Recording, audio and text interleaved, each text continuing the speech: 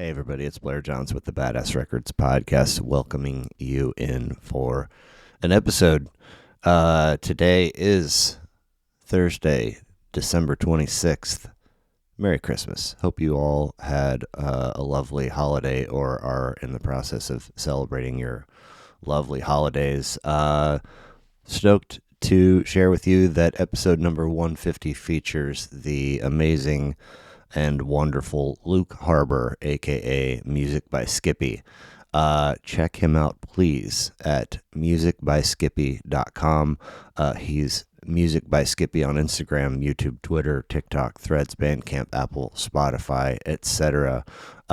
He has got an exciting music release slated for 3 days from today, and at some point before the calendar year turns, he will have 2025 dates through March available on his website. Again, it's musicbyskippy.com. And he's got a newsletter you can subscribe to as well to keep tabs on all he has going on, which is plentiful and worth your time, I promise. Badass Records airs Thursdays on YouTube if you're into video. And wherever you stream/download if audio is more your jam. Long form conversations, one-on-one style with folks about what they're into and who they are and what some of their favorite music has been along their journey. Website's badassrecordspodcast.com, and the way to holler at me is badassrecordspodcast@gmail.com. Happiest 2026 to you all. Appreciate you stopping by. Hope you enjoy the show.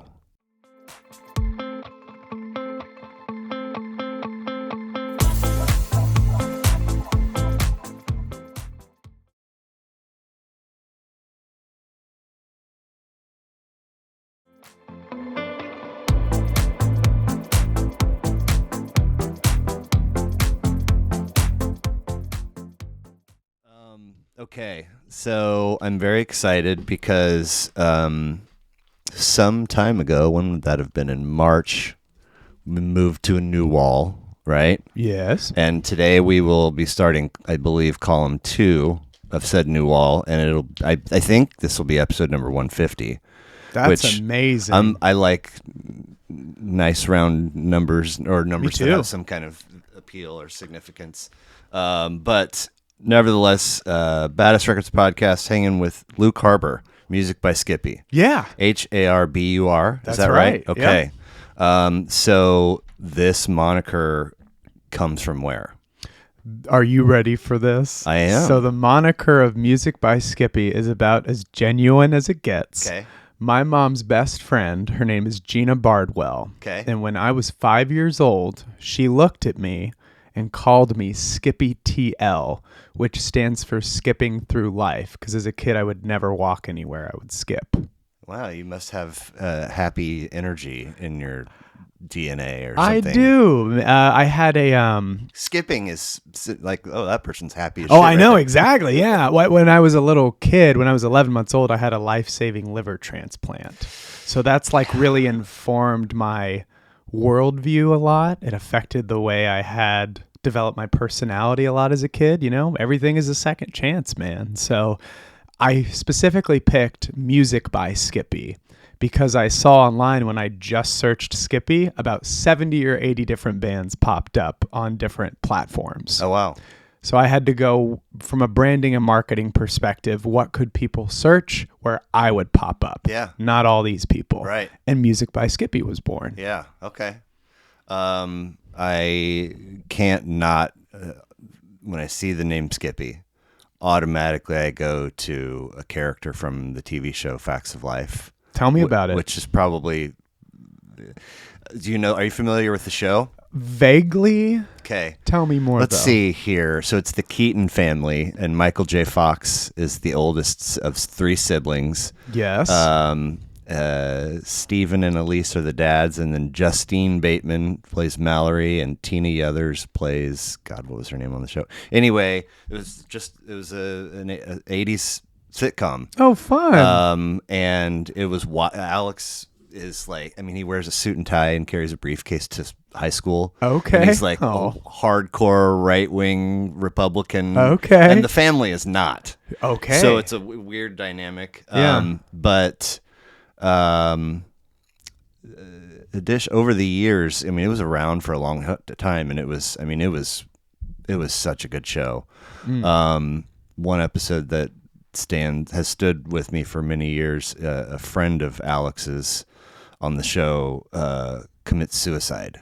And it was like, there's a famous episode of Different Strokes where this old man that runs a bike shop like tries to molest a couple of the boys, and seeing that on television in the 80s as a young person was like shocking. That happens out there, and the suicide episode of Family Ties, he and his buddy's favorite song was Light My Fire by The Doors. So a lot of the episode is footage of him kind of jamming out to the song and having emotions and memories. And again, like, holy like, what is this? It's called really good TV. When it introduces real themes like that, but that's earned. Yeah. Man. But so there's, I think, a stage for 80s sitcoms that last long enough that eventually they got to like bring new characters in. Yep. And they brought in this guy, Nick, who was like a metal leather jacket, earring, long hair, Mallory's boyfriend. Very The Breakfast Club. Yeah. And I think they brought in an additional sibling, like a younger brother, but they also brought in Skippy, who was a friend of he was just always there in their kitchen. Most of the show takes place in their kitchen. Okay. And he's just like smart but goofy. Yeah, and hanging out. His name fit him so. It's like, Skippy, you're kind of a genius and kind of a goofball. So I look at Peanut Butter and I'm like, not quite.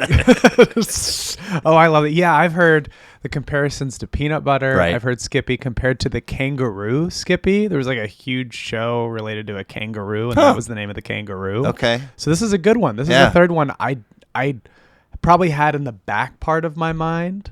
I'm glad I'll be looking it up now. Yeah. I'll do a little digging. Skippy from Family I always Ties. love pop culture references, especially if it relates to branding or marketing. Yeah. I think it's very fascinating. It's so like I have a 13-year-old daughter and a 10-year-old son. And like I've made them watch many of my favorite movies, and some resonate better than others. Sure. TV, we haven't really done much of that, but by the time I left home, after high school, like that was kind of the end of my TV watching, as that World War II suburbs, that reality. Yeah. I mean, obviously it was still everywhere. I still at that watch time. stuff, but Sure. I can never, aside from like a live sport, I'm never just sitting on the couch watching and not doing something. Oh, for sure. If I'm watching, I'm on my phone folding laundry or Yes. meal prepping or Yes. something, because otherwise I start to feel like lazy slop. Like just, Sure. but Especially with our culture, yes. It's very understandable. I started a new job a week ago today. Okay. And one of the training pieces in the middle of last week is an older dude teaching us this thing, and sort of gave us homework, and he goes, so I mean, like, for example, tonight when you get home and you're watching TV, I'm like, I don't think the whole world does that like they used to. At least I don't. But point being, these 80s sitcoms are such period pieces now. Yes. That you would have to pause like every 3 minutes to explain to a child. Oh, so that's the landline. Cell phones didn't exist. They couldn't Google something if they didn't know what it was. Yes. If you wanted to play with a friend, you went to their house and knocked on the door, and I guess try them again. Anyway. Yeah. It's so different. Yeah, it's amazing though. I think that's the value of media across the board. And I think about that sometimes with music genres. Like before I took my first job at the American Jazz Museum, I had sort of a vague understanding of the power of genres and how different genres at one point were the pop music of the time. Yeah. I didn't really put that together until after I left that first job and started being a full-time performer and producer. And I needed to do really deep research on what should I pick and pull from different genres? And I'd listen to classical music and the different eras of it. I'm like, oh my God, there were people getting down to Baroque, you know? With jazz music, and you think about the Prohibition era, I mean, that's a whole podcast in itself. Yeah. But like the culture that surrounded jazz, the culture that surrounded blues, rock, hip hop, even new world music now. It's fascinating to go, well, where are these different genres living in order to foster community and culture? And I love that with all kinds of mediums, TV, music, movies included. I'm not sure that I'll ever be certain on the pronunciation, but Meute, Meute. Meute. Don't know about Meute. Or Moit, or I was saying mute forever, but they're from Hamburg. Okay. They're an 11-piece marching techno band. Okay, I already love where this is going. Dude. I haven't listened to it, and I will when I get home. Their YouTube presence is phenomenal. Like some of their performances have been unannounced. So, and they wear red like marching band it's like very coats. Signature too. Oh, nice. So you got a bass drum, and you got two dudes wearing portions of kits, and you got a dude wearing a xylophone, 3 saxes, a sousaphone, at least 1 trumpet. And so here's the thing, man. They're playing like, the 60s musically, and revolutionized some things, and then the 70s were sort of like the real pocket of album making. Okay. The boom of the album, and 40 plus double albums came out in that range. And then the 80s is like new age and techno and all electronic, and it's like, well, you're not doing the thing where you're with other people performing, it's not the same. Yeah. And so, obviously techno has, there's good qualities about it, but, as like somebody who loved the craft of making an album or the mastering of an instrument, it was kind of like, you guys are doing it wrong, and now these guys are doing that, but taking it back to the roots. That's amazing. I freak out and show people. I'm like, that's cool. I'm like, it is so Do you understand what it's doing? And most people who aren't either making music or deeply appreciate it just don't have the wherewithal of how to fully understand what they're looking at. Right. And I've really had to keep that in mind with some things that even I've done, where like sometimes I'll do something very simple, and beatboxing, the art form I do, and people are like, yay, they like get really big, crazy, and excited. And then I'll do something so complicated and it gets no response. Yeah. But I'm like, it is really about the community and the consumer. You have to just present art in the way that you will work as hard as you can, but just let the world react how it wishes. Yeah. That's why you're in performing more than anything else. For sure. So Music by Skippy. Thank you for being here. I appreciate it. Musicbyskippy.com. Yeah. Music by Skippy on Instagram, YouTube, Twitter, TikTok, Threads, and Bandcamp. Yep. Bandcamp. Let's see here. 4 LPs, 3 singles, and 3 EPs, all within the last 2 years. 2 years. Including one from like a couple months ago. Yes, and then 2 more coming out by the end of the year. And that feels insanely busy. Does it feel that way to you? The best way I can explain it is it's just who I am to be able to write, produce, and make songs in days. And I just have a show ready in months. There's no other way to explain it. That's just how my brain works. So, beatboxing specialist with a cross-pollinated brand of alternative music that touches on hip-hop, Broadway, EDM, and singer-songwriter influences. Yes, and to really explain that in layman's terms, Music by Skippy is really about releasing different music projects that are different music genres in order to do different shows for different people. Oh, wow. So, for example, once a year in the summer, I do an EDM dance party experience. Okay. Once during the winter, I do a cabaret show where I hire a pianist and sing originals and covers. And a show I literally did 2 days ago, before you and I are recording this episode, as I did my first ever musical comedy show that went very, very well. I feel like maybe I saw. Did you post about that on Instagram? I sure did. Okay. And it went so well. It was so fun. And I'm going to be touring it to a few different theater festivals next year. Cool. So what was the venue for that?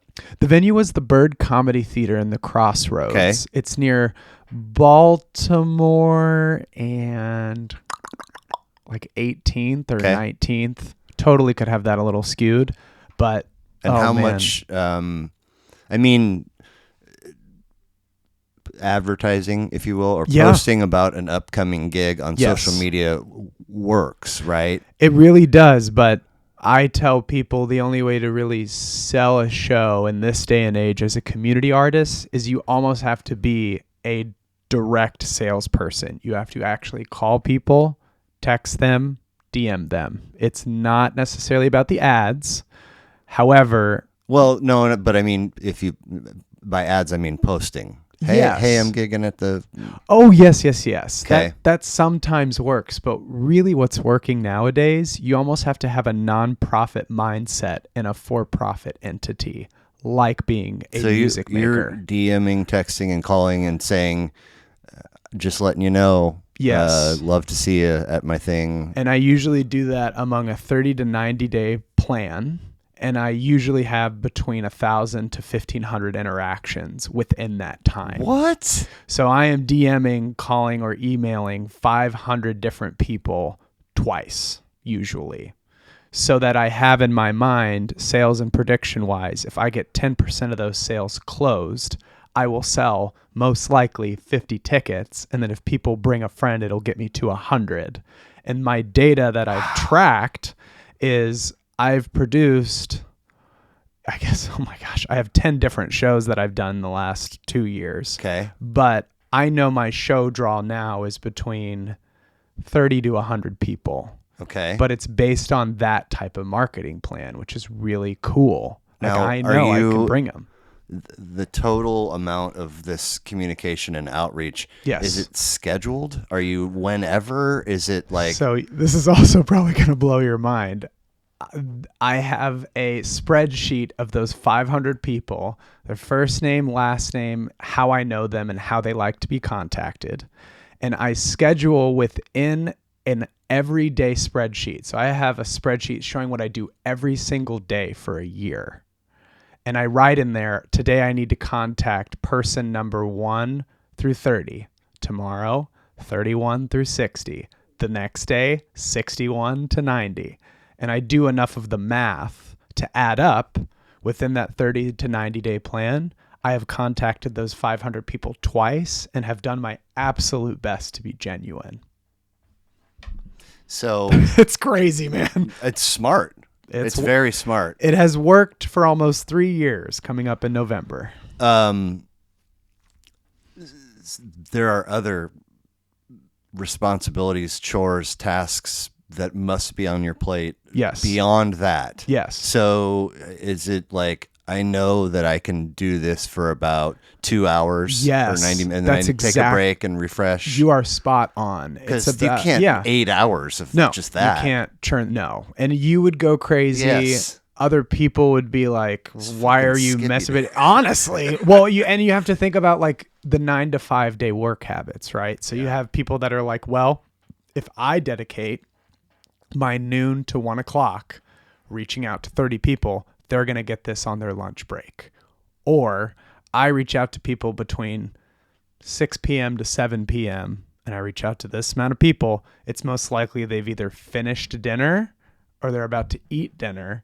And I'm meeting them at a time where I can probably just barely get their attention to think about it. That's the first interaction. And then the second one is, oh, thank you for the reminder. Most of the time. None of it, you're not doing any of it before school and work, like super early? No. I don't want that. I wouldn't want someone reaching out to me that early. And I think I just try my best to be really tasteful about it. I want to be a human being. I don't want to be this automated thing. We got plenty of that. Oh, God, don't even get me started. That, again, could be a whole other podcast episode. But, like, I care so much about the people who have cared about me. Cool. So how can I put the customer first to ensure that if the product is genuine, when the customers feel like they're genuinely taken care of, that value increases. So for this show that you just did, Yes. how much lead time from when it was booked to when it happened? So Yeah, like when did I announce it to when did I basically do the show? yeah, and where in the mix is that second piece of outreach? So happening? it was within a 60-day marketing plan. Okay. So I announced the show in, let's see, okay, that would have been back in July. I announced it because I literally announced that I'd be doing this show the night of me having another release show that I did. Well, your record came out in July. Yes. Right? Okay. Exactly. Okay. So I had a release show then. Cool. And I announced it then. So it was July to September. And I took the first, I think it was like out of 60 days, I took the first 30 days and reached out to 500 people. Gave about a week buffer time just to let people read, look at it, not look at it. And then I gave myself about 21 days to do the second iterations of it. That allowed me to figure out who was actually interested, who needed a follow-up, and who did I not even need to chase. I'm not going to waste that's on, important. You need to cut out sales that are not talking back. Yeah. But in the sense of like, if to put that human element behind it, it's okay if some people are not interested in you. They got other things going on, man. Like just let people live their lives. Yeah. If you don't have that perspective, it could eat you alive. And it did when I first started this career. But now I'm at a point where I'm offering a menu of shows and services that I'm able to find my target and niches within my support base. So now I can really focus on feeding the people who are genuinely interested in what I'm doing, and then leave other ones alone. 10 different shows? Yes, but I'm going to probably do 4 core shows a year. The vision of Music by Skippy was do a different show each season and expand your audiences through those different shows, not by picking one genre and gigging like a maniac. Right. Interesting. A very different business approach, but it's the only way I think I could sustain my business in a sane way and not get burned out. So if we want to just stick with 4 shows, is the outreach, are all the people the exact same, or does it change based on changes on analysis? So like month to month, I will clean that sheet of people who haven't responded to me, people that I've just like met. And then ultimately what's really cool, if someone wants to be a returning customer, I have a tag on them seeing what tickets they did or didn't buy to certain shows. Wow, where did you come up with all this? Made it all up. I'm sure I was influenced somehow by it, but I could not name where I got it from. But yeah, that system basically has helped me figure out who is most interested in what I'm doing, who's potentially interested, who's a sponsor or a potential commissioner for work, because I've now had a bunch of commissions. That's the way I've been able to sustain my life now. We have a function. We want you to do the... I've been around long enough that I've documented enough that people are like... In just 3 years. In just 3 years. And it's very likely I'm going to turn a net profit on what I do by the end of this year. Congratulations. Thank you. That's super rad. It's nuts. My goal was to do it by year 3, but most lenders and like loan people and bank people are like, you can't do that. It's got to be quicker. It's got to be over 5 years. Oh, because then they can because make of more. Small businesses and connections. I'm like, right, but I think if I take a hit these first 2 years on networking, asset management, and relationship building, and I just keep showing up with these new things, I have an odd feeling by year 3, enough people might know about what I'm doing. Wow. So if... all right, this is for this show. Here we go. It's day 1 of outreach. Yes. And if somebody doesn't reply in the first wave, and then again they don't in the second wave, are they off the list, or do they get another? I'm following up regardless if that's what happens. My thing is I have to think bigger than 1 or 2 shows with getting cut off a list. Okay. There's someone who I've invited them to come to a show for the last 3 years. They say they'll come, and they've never bought a ticket. So at this point, I'm like, you know who I am. I know who you are. I will let you seek me out at this point. Fair. Just out of respect for my time and out of respect for you've got a lot going on in Yeah. your life, you'll Yeah. figure out if I'm a priority or not. Yeah. And if you haven't done that for 3 years, my guess is you're not enough invested in what I do, Right. and I'm not going to take offense to that. Yeah. You need to figure out how you want to spend your time and money. And if it's not with me, whatever, man. Like, So of the social media platforms, Yes. I've definitely seen you on Instagram. I haven't looked you up on TikTok. Are you active on there? not enough. But you're putting content up? I'm going to say I put a third of content on TikTok as I do on Instagram and Facebook, because most of my support base is on Facebook or Instagram. Okay. I would expand to TikTok, and I think I will more. But with how I built my system, I now find social media followings and statistics to be one of the most deceitful things on planet Earth. Now I'm learning, as I'm booking shows and getting partnerships and sponsorships, people want to know, how many people are you bringing to your show, and what kinds of people vouch for you outside of what you actually look like online. So what's sold commissions is I always document live performances. Recording with 3 different cameras. no kidding. Sony A7 III, a Sony PWX70, and a GoPro. And I always have a camera on the audience because they need to see that their audience is real and they're laughing or they're having engagement Are with you setting those up and breaking them down? Sure am. What about sound? Sound, I usually run. It depends on whether or not the venue has a thumb drive thing. You can usually get a direct input for a thumb drive from them. Really? If they don't, yeah. Like a lot of soundboards in this day and age have that capability. My plan B is I run a DI into it, meaning like basically like think of it as like a guitar cable. Yeah. And I have this thing called a Sony, not a Sony, an H4n Zoom recorder, and I can just directly put the input of what you get on a soundboard through that cable. Okay. And my plan C is if there's no way of recording it on a thumb drive, there's no way of getting that DI in, I do it's called a room capture with 2 H4n Zoom recorders. So I do a channel left, a channel right, and then I make sure there's some kind of high-powered microphone on one of my cameras so that I get room tone and I get room reaction. Like it would be visible, the microphone? On the camera, Yeah. yes. Okay. And like for this musical comedy show that I did, I put 2 of the Zoom recorders on stage pointed up at me, and they're very visible. But I was like, dude, I'm documenting the show. I don't care if the audience can see them. What Zoom recorders means what?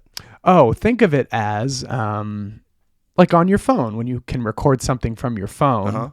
There's just slightly more sophisticated devices out there to capture sound on a very small mobile device that's battery powered. Okay, and I gotcha. have 2 of those Well, that I've had forever. The reason I'm asking all this is because once you've documented the shows, if you want to share that content, that takes, in my estimation, a significant amount of time. It can. I'm lucky I went to school for marketing and kind of video production. So Okay. I know what exactly I need to showcase now from a documentation perspective.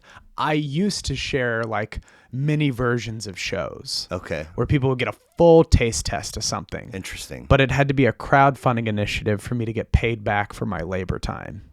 Now what I do is I just do one song from a performance with the highest possible value, and that becomes my trailer and portfolio piece to sell my shows. So you've done the show, you break down, you come Yep. home, Put it all in here, organize the file names. and you know where to go in the file. Yeah. Because you know roughly at what time. In a strange way, yeah. Like, especially with this musical comedy show, there are a couple things that happened, and I just have not laughed so hard. And the audience was so happy, and they Nice. laughed so hard. I'm like, this is perfect content for TikTok, Instagram, Facebook. But most importantly for me, it's like, think of it as a pilot episode for TV. Yeah. This is my pilot Yeah. sort of performance for someone to become a sponsor and or a venue partner for future shows. Okay. So you've got the outreach piece. Yep. You've got whatever amount of time you spend making the content ready and putting it up there. Yep. I mean, at some point you got to, I would think, write and rehearse? Yes. Okay, so what is the writing for this comedy musical? Was fun, and you laughed and they laughed. I had a blast. It was so fun. Where did the content come from? What was the writing? What was that process like to make the show? Yeah. So here, this is going to sound crazy too. I went to a theater festival workshop led by someone in town named Jamie Campbell, the comedian. And it was all about how do you make your own one-person show. And I've done it before many times, but I was ready for a fresh perspective. I needed something new, really badly. He was just even if a you superstar. leave, and you're like, there was nothing for me there, dude. Right, just to go. Jamie Campbell, I cannot wait. I'm putting him in the credit lines because his workshop helped me figure out like what is a show that I want to do that's kind of funny for a theater festival circuit, because I brought a show to a theater festival circuit and it did okay. It was fun. It was very me, but I'm like, I got to push myself if I'm going to keep going. So what if I try to be funny and do like a funny thing? And for some reason, for these 2 hours that we were with each other, my revelation was, I need to be an 800-year-old bard named Dandy who does 10 tasks in 60 minutes or else I die by the end of this show. Cool. I know. You're looking at me like I got 6 heads, but that process and his expertise helped me understand that was a genuine character I could play. That was a skill set that I have. And you will be the first to know this, but I presented this show twice in St. Louis before I did this show this past weekend. It's probably the show that happened in Kansas City is easily 70% different than what I did in St. Louis because I wrote most of the music in 2 to 3 days leading up to the show. Oh my God, that makes my anxiety just shoot through the roof. I know, but I can't blame you, but like, but I also don't get on stage for a living. Sure, so right? You have better skills to... For sure. Don't get me wrong. I was like, what am I doing? What am I... This is so stupid. And no one knew that. This is the first time I'm admitting this on the record. But I was like, I just kept saying to myself, like, trust yourself, man. Like, you have to. Push yourself, trust yourself. And know that if you write in the voice that you have been speaking through as an artist... people are going to love this. You're going to have fun. If you aren't laughing at the stuff you're writing about, probably no one's going to laugh. Yeah. So just be as silly as you want. And there was a song that I could not even do because it was about how love is expressed in nature, but it was about like pigeons pooping in the same spot. And I tried singing it to my mom and people were just dying, and I broke character like 3 times. Oh my God. And I was like, you know what? We're done. We can't do this part. Mom, who looks like my mom, get off stage. You're done. Yeah. And it was people were having a blast. So that's the kind of vibe that was in the room, and I documented all of it. So cool. It'll come out. People will see it. Have you seen In and of Itself? Tell me about it. Derek Delgadio. It's on Hulu. I haven't seen it. I'll look into it. I can't tell you. It's a one-man show. Okay. It's sort of with crowd involvement. That's great. I'm all in on that. I mean, I have goosebumps right now. Yeah. It is. Most folks. I don't know that I could say this to you, but most folks, I would feel pretty confident have never seen anything like it. Sweet. It is so amazing. Yeah, send me an email with that direct writing. I really want that. It's really, really fantastic. Well, I really admire those formats a lot. And even this show that I did, I think like 20% of the show is scripted. The rest is improv because the tasks are open-ended. The tasks are like, I'll give one away on this podcast too, but like one of them is I have to impress the audience by doing something mentally, physically, and emotionally and impressive. Okay. So like for mentally, I said, I'm going to do a push-up without crying and I need someone to help me. And so this guy who volunteered to help me, he's ripped and he just stays in a plank. Oh boy. For like a minute and a half. And I work out 3 times a week. So like I'm set. I can do that. But he was like, yeah, man. So what's going on? I'm like, this is not a plank, this situation. You need to do a push-up right now. And people loved the banter. That's funny. It was great. It went so well. He did 550 of these performances, and this guy did in this Hulu special. Yeah. Yeah. And so you get clips. Oh my God. If it's 90 minutes, you get some. Yeah.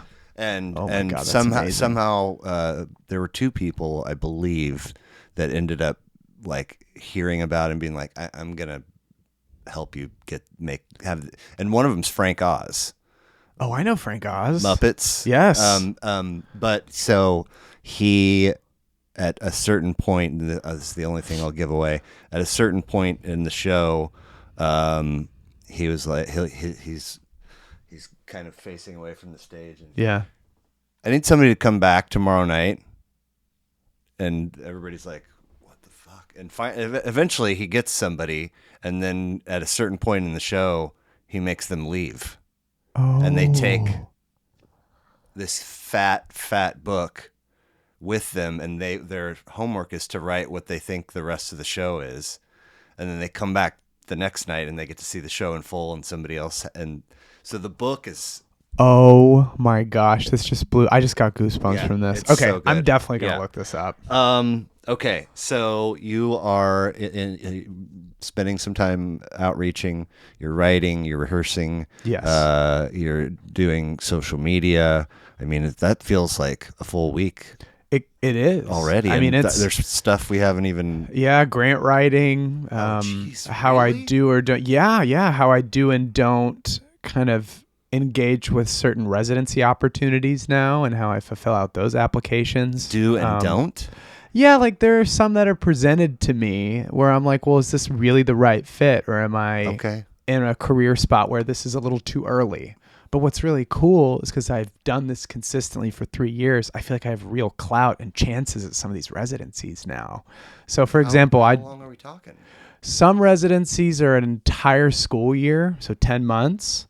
All the way to a couple weeks. Okay. Big range. Because at this point, I'm like, I know I have enough experience-based learning that I just have a real shot at like going to another city and state and either presenting my work as a community partner, or I can just be in one heck of an incubation period and crank out a brand new work that's on top of my head. Huh.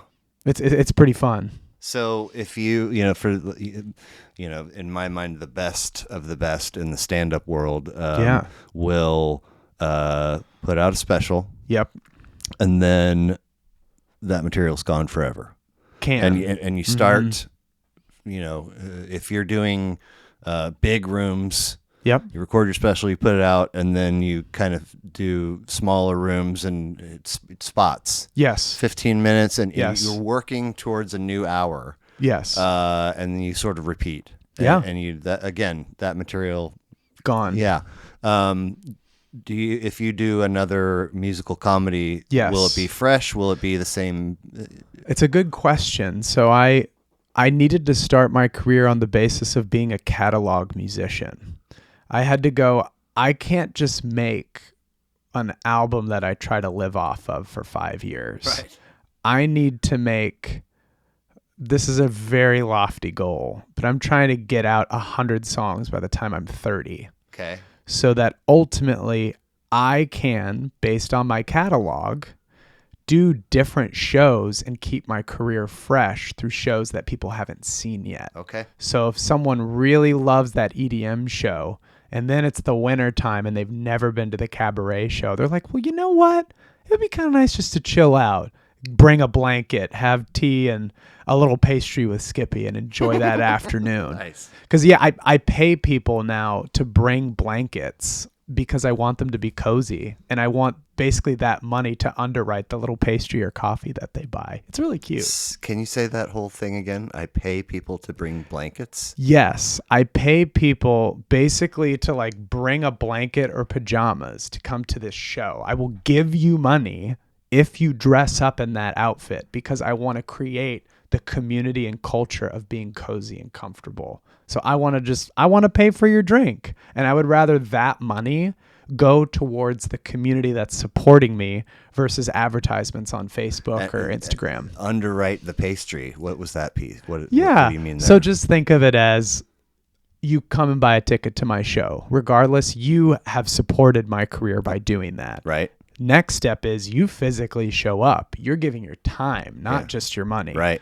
Then what I want to do is go, you've supported me. How can I support you? So most people want to buy a drink or a beverage or a food something at a venue. Yeah. I'm like, well, would I rather my money go towards digital advertisements, or would I rather that money go directly back into the community feeding me, and I quote unquote feed them? Wow. So people can just keep the $5 if they want to. I really don't care. Yeah. But my whole thing is I want to see, especially because I know there are people who've not been able to afford a ticket to come to my show, but I reserve like in my budgets for a few free tickets because I'm like, the last thing I want is finances to shut the door. Right. Right. And so I just want to keep knowing how I can make my work cyclical. If you're giving to me, how do I give to you? Wow. If you're giving to me, how do I give to you? It's really admirable. Thanks. It's really hard. I bet. There are moments where I have had to eat differently in a week. I'll just put it that way. Jeez. But Right. that's the career, man. It's up and down. Beatboxing, rapping, looping, and keys Yeah, man. are the primary things in your tool belt, right? Primarily. Okay. Yes.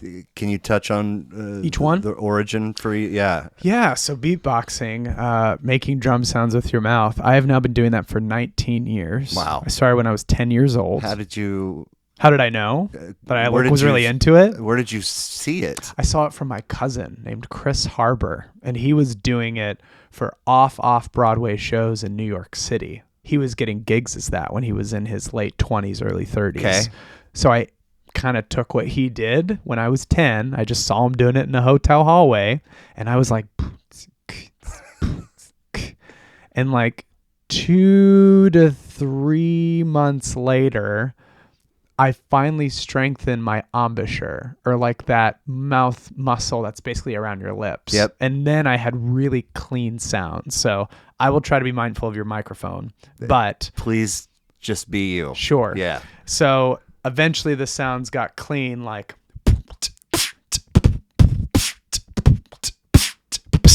and now, if you would like, I can do a 30-second demo of the level I've gotten to in 19 years. Please. So my name is Skippy, and you're listening to Music by Skippy. This might be a little longer than 30 seconds. Dude, it's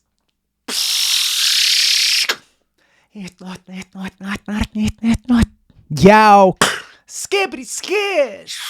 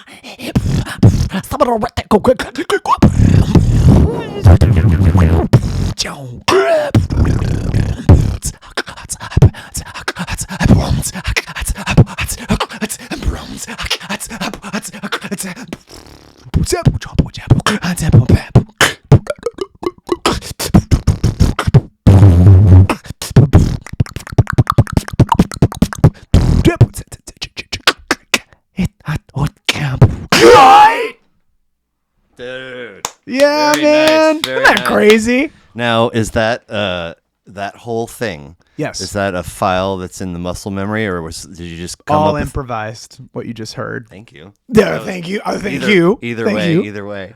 Yeah. Wow, that's cool. Yeah, it's open doors that I didn't even know were possible to be open. Very cool. Very lucky. And beat making. Yeah, I use the DAW or like the digital audio kind of software. I use Logic Pro. Okay. And I just, right now, this is just the skill level I'm at, I just use all the loops that are available to you. But I've gotten really strong at the mixing and mastering portion of things now. Here we go. There's another chunk of time. Yeah, I know, right? But I've really fallen in love with like how are beats the boat to the wind of your lyrics. Yeah. Because like lyrics are that's my bread and butter, and how I get commissions a lot and stuff is the right. But I'm like, if you don't have a good beat with the lyrics can't be uploaded to the next level that's possible with them, you know? I really enjoy Logic Pro. I think it's great. Sure. I think anyone listening should start on GarageBand, just have a fun little beginner time at it, and then see if you're interested in, well, do I want to have things that sound a little clearer? Do I want a bigger library to play more?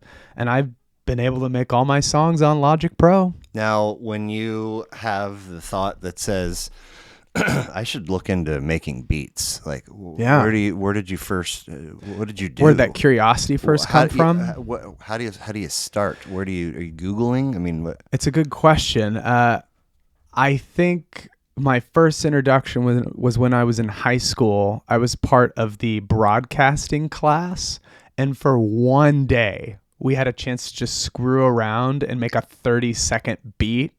Really? Yeah, we just got the opportunity to, I think, to be on a very old form of Logic at the time. And I did one, and my teacher was like, oh, this is actually good. I was like, what? I didn't even know what that meant, right? Hundreds of students have come and done this, and nobody did that. Yes. That kind of thing? Yes. Cool. So that was a one-off instance. Sure. Stayed around music for many, many years. I've always been involved with it to some degree. And then eventually, my beatboxing has been the way for me to create loops fast and beats fast. So like if I'm just like sitting down, sometimes I'll just start going like, and I'm like, oh, cool. On Logic Pro, here are the sounds that sound like those things. And then that's my loop. Cool. That's my beat loop. Are you pencil and paper for lyrics? Are you on your phone? Are you on a laptop? It used to be pencil and paper. Okay. Now, what I usually do is I turn off Wi-Fi on my laptop, open up a blank notes thing on my laptop, and just write without the internet on. Just type away at a document. I don't have anything saved online related to my lyrics. I can't. What do you mean? Like saved online? Like a lot of people tend to use Google like Word or Google whatever their version is of Microsoft Word. Oh. And they like type their lyrics online and put it on the cloud. Oh. My thing is from an organization perspective, I work on hard drives. It's very nice to have a blank notes sheet alongside wherever my loop instrumental is that I've saved in the same folder. It's like an organization process that I really like. You're turning the Wi-Fi off to avoid distraction, or avoid distraction. But I mean, you could just turn it right back on. Oh, I know. But you don't. I can't. I get distracted very easily. Like most people in this day and age. The age of distraction. Yeah, the age of notifications, right? Yes. I'm like, for me to be a full-time freelancer, I've had to cut out distractions like a wild man. Good for you. That takes such discipline. Thank you. I learned that skill through a lot of pain and a lot of process, though. Huh. Well, I mean, being who you are, the journey is how much of it, right? Yes. And unfortunately or fortunately, pain and process. It's reaped its benefits, man. And I've learned how to, like, when I go through pain, how do you move through? I think avoiding pain is the biggest mistake anyone can do in their whole life. For sure. And yeah, there's just a lot of merit to, like, I do kickboxing fitness. That's how I can do my shows at the level that I do them. And I'm like, I remember the first day I went in there, the first day at the gym 3 years ago, my amazing coach, Rashad Tucker. Shouts out to Rashad. Big shout out to Rashad. Running back in college. This dude's buff. His dad was like a multi-boxing champion in Kansas City. I mean, amazing family. My scrawny little toothpick butt walks in there and is like, I don't really know if this is what I need, but I think it's really cool. And he was like, well, our whole mission here at the gym is we don't judge anyone for whatever goals they need. And so I focused on cardio, and 3 years later, I can do 554 jumps on a jump rope in 3 minutes. Wow. Yeah. That's moving. That's like when I'm in my zone. That's like my record. But like, I'm not pulling that every day. But like keys, where do keys come in? Basic, man. I'm not going to inflate myself at all with that. I use keys primarily as my bass lines or just chord structures to provide tabs to other musicians. That's about where I'm at. Okay. Which is great. Yeah. You know, I never want to inflate myself. No. Anything past what my skill set is. And that's where I'm at now. But with where my projects are going, there's a really big one happening next year where I'm going to hire a keyboard player. Okay. And, what's fun is I can give people tabs or sheet music that I have, and I'm like, please add your voice. Please change it to how you think it would sound better. I don't have that skill. You're here for a reason. Yeah. So if this is an okay term, the product that you create today didn't just come out of the womb like that, right? Is there any kind of musicianship trajectory? Did you take piano lessons? Did you ever play guitar? Great question. Back in the day? Yeah. Okay. I did piano lessons when I was 5 and then stopped at age 10. Okay. But also from age 5 all the way through college, I was involved in some music singing program. Okay. Always stayed involved in music. That's where I learned sheet music. That's where I learned how to strengthen my voice. And then I guess what's really cool, I mean, honestly, at some points, like I was playing piano and guitar again to impress girls, like many, many men in their young age, for better or worse. Yeah, exactly. Raise your hand. You get it, right? I mean, it's just, that is a very human thing. Yeah. And now what's cool is I just know in order for me to be part of groups and ensembles, if I don't have a basic understanding of the level of musicianship I can see in other people, I think my ego in the past has really gotten in the way, saying, well, I know musically that it can sound the best like this. Oh. But through a lot of therapy and reflection and kind of just self-awareness building, I'm like, no, man. If someone has a PhD level in piano, don't you dare think that you can ever understand how to bring a bigger and better voice to the instrument that someone can play on that expert of a level. Yeah. Right? Yeah. Cool. I hope these are answering your questions. And it's good. Yes, I'm really enjoying this. This is fun. I'm not going to move on if it itches and scratch. Sure. Biliary atresia. Biliary atresia is the specific name of the liver disease that I had when I was diagnosed with liver failure at age 5 months old. Why in the world do they suspect that a 5-year-old's liver would? Yeah, so at 5 months, what was happening from basic checkups is I was getting something called jaundice, meaning that I was yellow. And they, being the medical team, didn't quite understand what was going on. And then I stopped eating. And so then at 5 months? At 5 months, I stopped eating food. Your parents must have been terrified. Correct. So I was in the hospital for 6 whole months waiting for a liver transplant. At one point, I was the sickest kid in America to get one. And then I was the first. Your MELD score. Man, it was a hot damn, man. It was the way that I love my parents and my brother for how much they all went through in their own ways, and how much of a community supported my journey. I mean, at one point when I was younger, I just felt like because I have a second chance, I could only be happy all the time. So that created a lot of toxic optimism as a kid.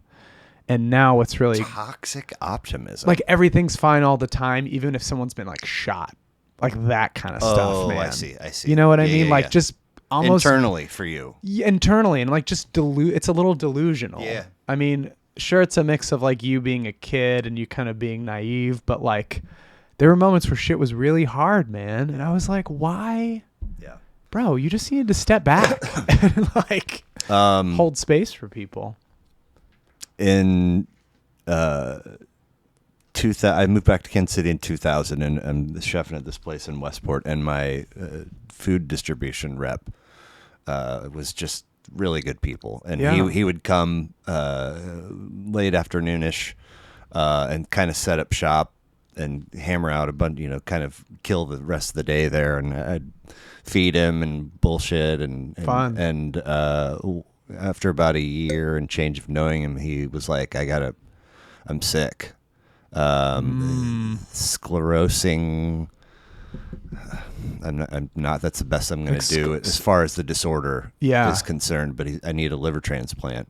Wow. So he got one. He was out forever. And he had cirrhosis? No. Okay. It's Got it. It's sclerosing something. Sure. Continue. And he came back all of a sudden one day. He was standing in my kitchen and he was like real puffy, and pulled up his shirt and he had a fucking like drawbridge scar. Yeah. I was like, God damn. Wow. And he was puffy because rejection was happening, and they were feeding him full of steroids.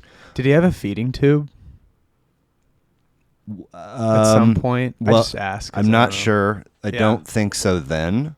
Okay. But fast forward like a decade and change, I go to work for the company that he's working for and has been working for, and he is out because he's had another one. Yes, and that's way more common than not. He just had a third last year. Freaking Christ. And this one, the one prior, they're just now thinking like really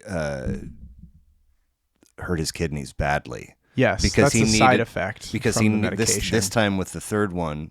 Shouts out to Chris. He checks in on these sometimes. Nice. He needed a kidney along with it. Yes. And it was like he is sick as a dog, in and out of the emergency room, and they'll keep him, they'll send him home, but like that MELD score could never. And finally, he hit.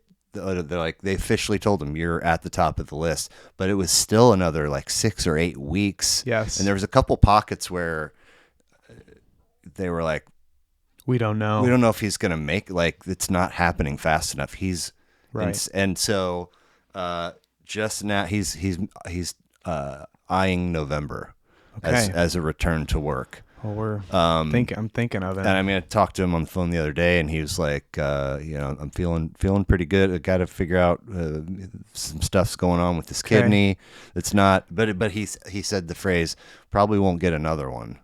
Yeah. And I was like, what do you mean? He's like, do you understand? He's like, I'm like, you're only in your like early mid 50s. Yeah. I mean, well, he's like, you go through that much trauma, man. It's kind of. Well, I mean, he made it sound like they wouldn't sign off on. Oh, yeah. Based on, there's so many factors related to that, but it's like doctors do have a very strict, very well regulated medical analysis. And the only reason why I know this stuff, by the way, my parents started a nonprofit after my transplant called Gift of Life. And it's called giftdonor.org. It spreads the awareness of organ and tissue donation across the Kansas City metropolitan area. I think he spoke at a thing for that. He might have. And, what's his last name? Crenshaw. Oh my God, Chris Crenshaw? Yeah. Jesus. That's my guy. What? That's what I'm talking about. Literally, my mom and I were talking about Chris Crenshaw last week. That's wild. Shouts out to Crenshaw. Shout out to Chris Crenshaw. I'm definitely going to tell my mom about this. Wow. He's my it's guy. Gift of Life. It's Gift of Life. 25 years. Yeah. That's my mom and my dad. Holy shit. I was like, if he hasn't heard of Gift of Life, he should think about the mentorship program through Gift of Life. There you go, man. I mean, he's, like... Oh, we know. I don't think I've ever teared up in 150 episodes, but it's all right. Well, he reached out to me and was like, when we're in that pocket of like, we're at the top of the list and it's going to happen, but then it wasn't happening. He asked me to I don't know if I'm supposed to say this, but I'm going to say it anyway. I can take it out if he doesn't want me to have it in there. But he asked me to write a thank you letter to his donor. Yeah. Yeah. And I was like, oh my God. Like, I know I've said I'll do anything you need, but bro, my goodness gracious. And his wife, when it was, I mean, I think he was maybe, I don't know if he was still in the hospital or if he was home. She was trying to do something and she came across it and she reached out to me. She's like, I didn't know he asked you to do this. This is, oh my God, thank you. And I was like, dude, yes, of course. Anyway. It's the best, man. But it's, I encourage anyone to please sign up to be an organ and tissue donation. Please share the site again and whatever. Of course. Giftdonor.org. Giftdonor.org. Very simple. And there's not enough people who've signed their driver's license. The education is really what it's about. It's about making sure you have the decision you want to make. Obviously, I'm biased as someone who's benefited from organ and tissue donation, but I'm at this point, lack of education is why most people don't make decisions. So it's really about educating yourself and knowing what's right for you. So giftdonor.org is a fabulous resource for that.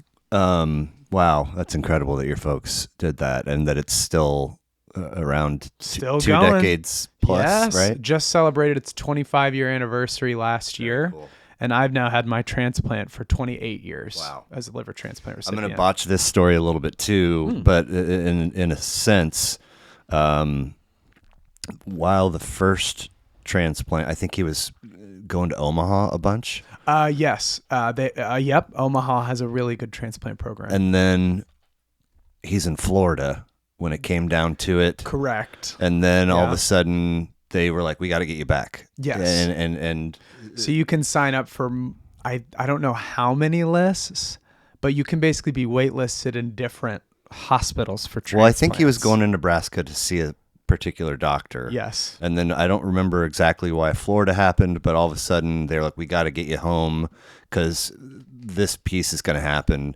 And there was a first responder maybe driving to, I don't know where they were going, but this responder had the liver in the back, and they're like, hey, we need you to bring it to, and he knew Chris. Wow. And they're like, so bring it to this spot. And he was like, oh my God, I'm now actually physically and mentally responsible for getting this to, you know what I mean? Dude, he was like, I was white knuckling. Fast. Dude, that transfer time and everything is, you'd be amazed at how fast and how much that system overall has evolved. But it's one of the most highly regulated parts of the healthcare industry in the United States because it's gotten very complicated. Well, he said a handful of years ago they started farming a bunch of transplants from the Midwest out to the East Coast, and it was confusing, and I don't understand why. But the basic pitch, because I want to also be mindful of time, but there's something, long story short, there's a concentrated group that has made certain decisions related to who gets what organs in certain areas. So it's become incredibly political as to how it's called organ sharing. And like that's the medical and systemic phrase of where organs do and don't go and who does and doesn't benefit from that. Okay. But there's been so much work in certain areas to increase the organ and tissue donation rate in places that have wanted that piece of the pie. There's not a lot of education at all in some of those spaces, but they're like, we have more people, we need more help. So it's gotten incredibly political from a national regulation perspective. It's very fascinating. And again, unfortunately, even a whole podcast episode could probably be dedicated to it because there's so much nuance to, of course, why do people do or don't get a transplant, and why do some places do or don't have high organ donation registration rates or not? Because some are horrid, and then some are like, I mean, incredible. But there's still a need. Yeah. The last piece I'll say about it is that for no reason whatsoever, I just assumed if you got if you received a kidney. Oh, yeah. They would it's like taking a compressor out of an air conditioning unit, detach it and put and so they would go in and make cuts and pull the old one out and put the new one in. They don't. They just stick it in there. It dies in there, dude. Well, so now he's got a third kidney just rolling around. Just hanging out in there. That's right. Wild. That's exactly right. Wild. I know, and I think that's the only organ where that works. Okay. Like I know from a liver transplant, when I got mine, I got half of my donors, and then the rest just grew inside me, which is nuts. But it had to be trimmed to my body size, and the liver is the only organ that can grow like that. I just think surgeons are amazing. Someone had to figure that out. Yeah. It just blows my mind. So, relatively speaking, health has been... Oh, it's been amazing, man. I just got my labs back from a month ago, and I had You still have to have checks. I still check myself every 6 to 8 weeks. You I do do lab. it? No. Okay. I go to LabCorp and just do a basic blood sampling. They send it to somebody who has a look and and they've got my full history, and I'm on like minimal medication, once a year checkup, and that's just, I'm now realizing how unusually healthy I am, like unusually good, and I'm just gonna keep drinking water and soda and have maybe a shot a week of whiskey, and that's about how I can really respect my gift. I didn't. There was a pocket before COVID was really wild. Yep. Where we would have lunch a couple or 3 times a week, and he was constantly washing his hands. I was like, this motherfucker's a germaphobe. And then he was like, I have zero. He's immunosuppressed. Yeah, and I was like, that's why. Oh. Yeah. Oh. He's got nothing to protect him from disease. Anyway. No, it's a good observation, though. It's interesting. So there's a blog portion of musicbyskippy.com, and there are posts across the last 8 years. But sort of like the album releases, it feels like you've been feverishly posting in the last couple or 3. Is that accurate? That's very accurate. Okay. Yeah, like I posted my sort of like exciting little one-off opportunities for a long time, but because it's become my career, I feel almost like a journalistic obligation to say when things are great and when things are not great, and when opportunities arise and when they're not arising. I think that's a really good way to honestly, authentically document some of my stuff. Like I'm obsessed with data. I think it's very fascinating on a community performance basis. Because I've booked Boulevardia twice in my life, the biggest music festival that's probably in Kansas City, right? Mm-hmm. And then I have lost $4,000 on a show in a week. What? Yes. That's a whole other thing. I care so much about the honesty behind what I do. I do not want people to think it's all pretty kittens and rainbows. Sometimes it's just a bunch of really hard stuff that you have to really ask yourself, I went through this problem. Do I still feel like I can do this? And every time, even that $4,000 in a week situation. How does that happen? It's me being can I curse on this? Of course. It's me being a fucking idiot. Okay. And having too big of an ego. Oh, no. And really screwing up my math. Ooh, that had to be. It was a wake-up call. Yeah. But I present it in every single lecture that I do for high schoolers. This is a one-off. This hasn't happened multiple times to you. It is one time. Okay. And I'm so proud of that. Good. Because I worked really hard to learn from it and understand all the do's and don'ts. And I present it in all my high school and college lectures and go, here's how I lost this money. And I want you all to know that this is very real. I'm not going to tell you that everything's amazing in this industry. Yeah. So this is your living. Full time. You're paying your bills. I have been paying my bills full time for 3 years doing this. And I mean, before, at some point, did you have a 9 to 5 or a traditional? I did. I worked at the American Jazz Museum for 3 years after college. And then I got very, very lucky on a couple of freelance projects all at the same time. So by the time I quit my jazz museum job, I had a year's worth of savings in my bank account. Okay. And I went So I have two options.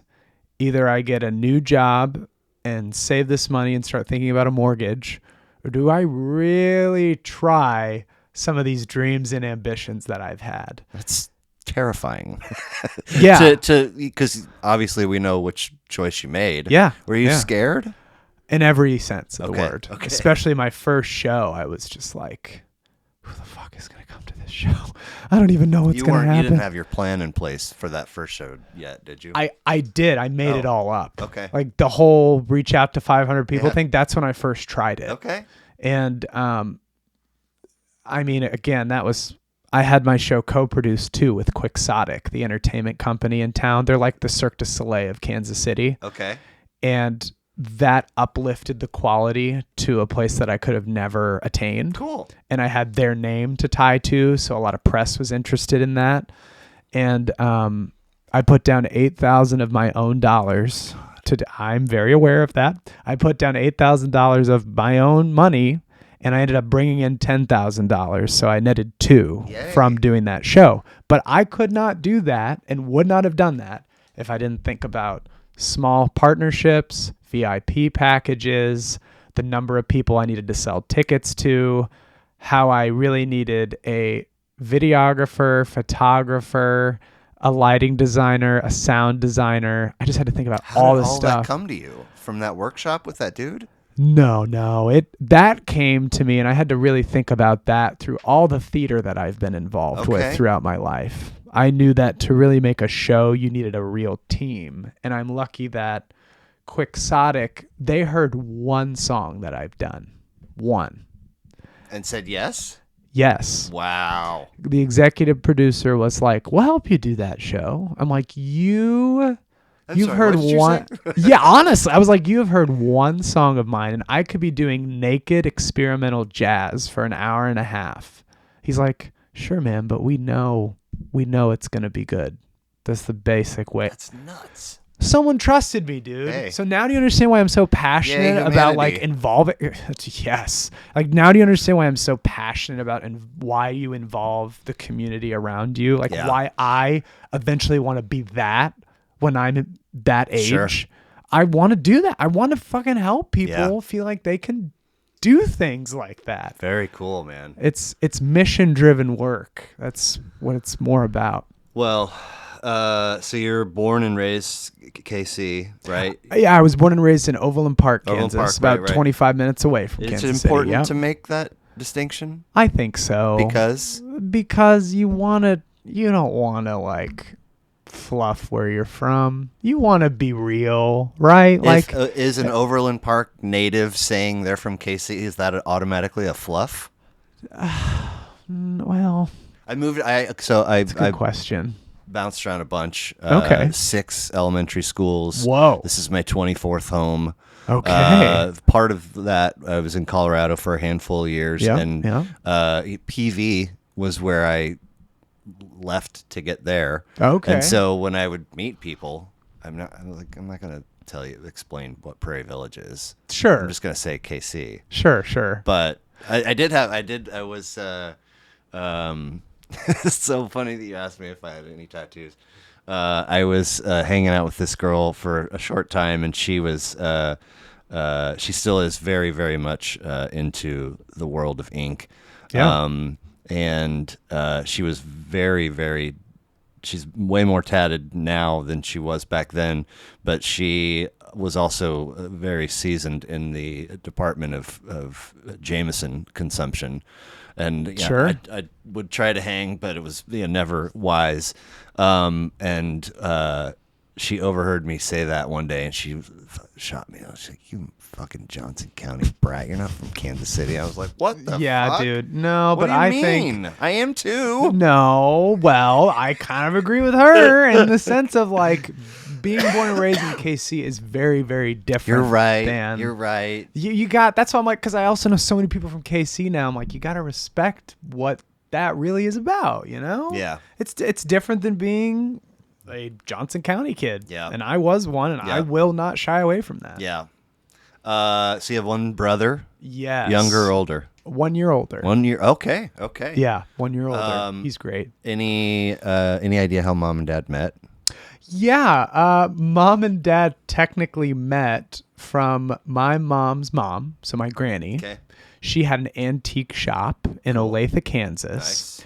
And my dad is a lawyer. Okay. And one of the first practices he got involved with was the upstairs of an office space. And my granny's antique shop was the downstairs. So my dad introduced himself to my grandmother. And one day my mom walked in. And then they eventually talked and chatted. That's great. And the best part, I think, about their story, they had dinner with each other once a year for like 20 years. Your parents? Yes. Wait, how many? Like for 20 years or something. Like, or just a little shy of that. As friends? Yes. What? Because I think because my dad really developed a really good rapport with my granny. So they got close, you know? Yeah. They were very such close proximity, right? Yeah. But also like I think my parents just had this kind of respect for each other, even if they were or weren't in a relationship, even if they were or weren't in proximity with each other. Once my dad moved out of that practice and started his own or joined another one. I can't remember that part of the timeline. But yeah, they just got along really well. So they kept in touch like once a year and went to the same place and got dinner or something. Isn't that crazy? The math, you know. It's a lot. Yeah. Someone changes a lot throughout those. Like every 5 years, I feel like is a new chapter for people's growth and involvement and evolvement. Yeah. And I'm like, man, you saw different versions of each other, but you still liked each other. I think that kind of says it all, right? I love my undergrad was psychology, but my master's is creative writing. And, Sweet. you know, if I could push a button and tomorrow I get paid, I write for a living, that would be, you know, the dream gig. But it's for all these, I always use Mark Twain just because he's easy. It's brilliant. But the Mark Twain collection of published novels, right? We all at least know Huck Finn and Tom Sawyer, but he wrote a bunch of others, right? Oh, yeah. And so as a young person, you're like, you just picture the same adult hammering out all those books. And then, you know, at some point along the educational journey, it's like discovering that the writing is the easy part and the editing is the hard part. Always the harder part. Mind blowing. And then learning that, okay, so maybe a novel happens across 36 months, not 18. And then learning that authors or writers will research for a year and a half about a subject so that this character is legit and believable. Yes. And then all of a sudden it's like, okay, so maybe a book is a 5 or a 6 year process. And then you kind of step and you go, man, I bet by the time he or she starts, this book is now out and folks are reading it and they're starting, by the time book 2 is out, they're probably a different person. They are 100%. You know what I mean? Like, person. And that's crazy. Well, it's awesome. It is awesome. Like if you're willing to really take on that journalistic or documentarian lens of, I think even outside the arts, like most people's growth, and you look at the process of how someone's crafting their own personality and character. Yeah.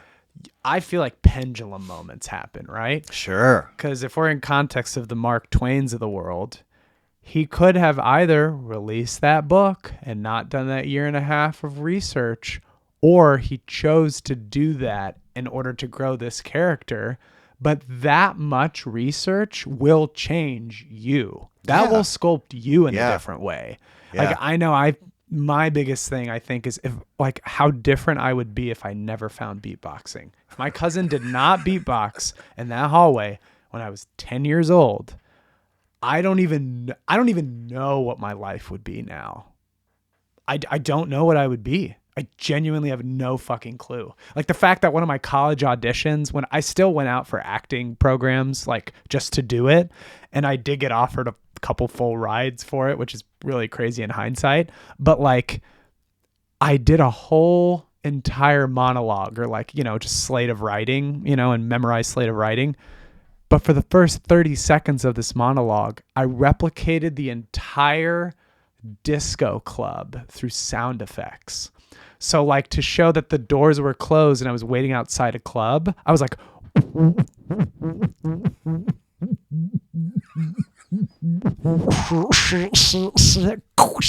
And like when I do those sounds, it was the door opening. Yeah. And like I was watching from the corner of my eye, these directors are like, what the fuck is this kid?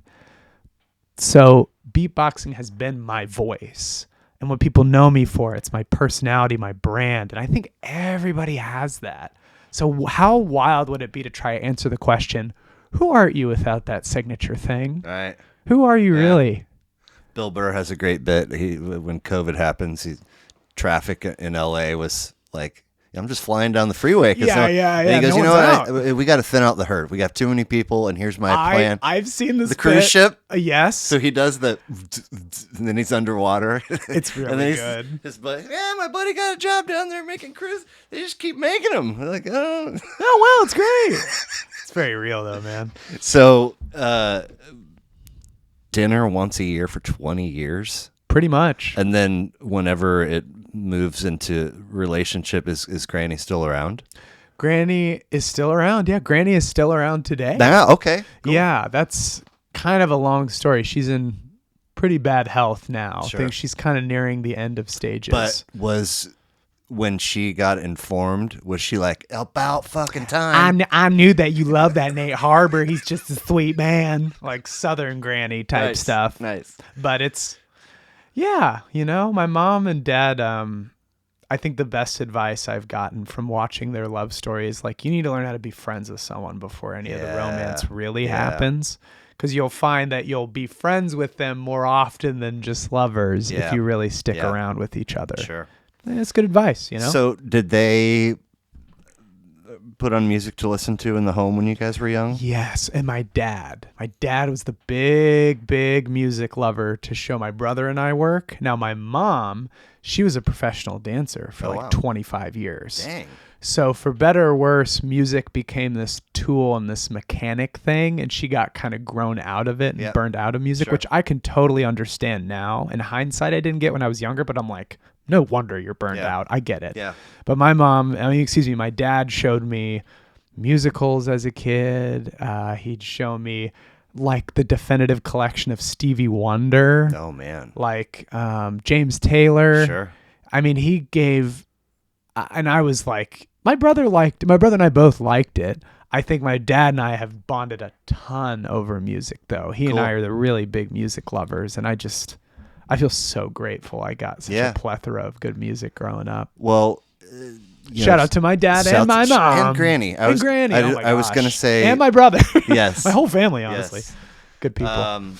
The music that our parents like or listen to or show us or share with us is just part of the world that we're born into. Like we don't necessarily that's the norm, right? They have a TV and they have a car. Everybody's doing sort of the same thing until you're like hanging out at your buddy's house or whatever. But at some point, you take that step down the path to carving out your own. Yes, your own taste. I know that there's a pretty significant age gap between us, and so album consumption isn't really the exact same animal that it was when I was. But is there but I think my only argument with that to you is I'm an obsessive album listener. Okay, so as a kid, I really drew to that. Okay, so what was your first love or acquisition that wasn't something that Dad turned you on to album-wise? Oh, I'm pretty sure it was... Or purchase. I mean, it had to be like a Disney's Best Hits compilation album or something, but like, I know the one that woke me up was Vampire Weekend's Contra, which is the second album by Vampire Weekend after their self-entitled album, Vampire Weekend. What about, and we'll thank you for your list. We'll get into that. Yeah. What about live music? Did you guys go see concerts? Yeah. So we didn't see like live music concerts because my parents, they got married when they were in their late 30s and mid 40s. So they honestly, by the time we were getting old enough to be brought to a concert and really soak up a concert, they were older. Yeah. So they were honestly looking for seated venues versus standing ones, which is totally fine. Yeah. More conducive to that setup. is theater shows. So we saw a ton of musicals. Okay. We saw like some formal concerts, but Yeah. frankly, man, a lot of the shows, it was like it was theater stuff. What about with friends once you're in like middle school or high school? Did you go see any shows? No, really. because I was in a lot of rehearsals. Oh, yeah, so- And honestly, I'd be tired, man. Yeah, yeah. And I was the kid I was always involved in a play, so it was like do school, maybe get some kind of small break, do rehearsal, eat dinner, do your homework, go to bed. Yeah. That was a lot of my life for a long time. So I think this was the 12th. COVID's whatever. But for 12 years, the last 12 years, Fish has wrapped up summer tour with a 3/4 night run at a venue outside of Denver. Oh, cool. And was it Red Rocks? No, it's Dick's Sporting Goods Park where the soccer fun. team plays. Cool. And about 50% of all of their shows that I've seen with the same dude. And Wow. we went to almost all of those together. And for many years we would camp. You could camp right there. How fun. And then he moved to Charleston, so he's flying. So I'm now we're laying on hotel beds, Sure. watching the U.S. Open and Yeah, man. vegging. Of course. But in the first 5-6 years of that venue, or for those shows in that venue, it's GA floor or GA seats. Wow. And so like the thing when they release tickets by lottery, try to get tickets that way, and Sure. then it's public on sale, and then maybe if you are striking out, it's secondary markets. Yep. But the big thing was we got to be on the floor, got to be down in the thing and dance and da-da-da-da. And then a couple years ago, I think I got floor and he got seats, and I was like, I can't do the floor. I can't do it anymore. It's too much to be down there in a crowded spot. Oh, yeah. And then you got to like navigate through this sea of folks to go up, Yeah. to go to the bathroom or to get a beer or whatever. Oh, yeah. So we literally sat aisle and seat 2 in the last row, and it was like, right there's the bar and right there's the bathroom. And, Yeah. I was like, never again. Yeah. Yeah. Like, so shouts out to my buddy Jason, who did, he did an early episode. I want to say, anyway, he always makes the crack. Is this a seated event? Yeah. It's like, It's I've very gone real. from wanting to be down there to be like, the only way I'm doing it is if I got a chair and quick. Sure. I can't Anyway. blame you. So, I had a note to sort of ask if, I'll just read it. Sure. We kind of already touched on it. No, it's please. But sort what of- do you? Yeah. I'm curious Scott. if hindsight has lent you any kind of insight as to health issues, both making your journey different and similar to the peers and friends and kids you grew up with. What a great question. I hopefully it made sense. Oh, it does. Okay. And it's in context of my transplant. Yes. Yes. I think no, not really. I think what helped me having a quote unquote normal childhood, whatever mirage that is in this day and age, was my parents never treated me any differently. They weren't overly protective. They weren't like, we need to separate him from doing these things because of this transplant. They just let me romp around. Now, were they kind of protective of me when I got interested in sports at one point? Much more so than they were with my brother, which is kind of interesting to reflect on. But other than that, man, no, I got through the toxic optimism and feel like I'm very grounded now. I have very realistic optimism, which is nice. But yeah, that affected me for a long time, for a while, but Okay. that's just me being a kid, Yeah. and getting therapy and kind of maturing as You an went to adult therapy now. as a kid? I did. I went to therapy off and on for a while as a kid. I went there all the time that I was in college. I went to therapy all throughout college. Okay. And then I went through therapy most of my adult life, which Not is younger than college. off and on in college. But that was your first. That was my first real deep dive into trying, like I did some things in adolescence, like when I was young, because of my transplant and because my brother and I fought a lot as kids. So we worked out on that. So mom and dad are saying this is a thing we think you should.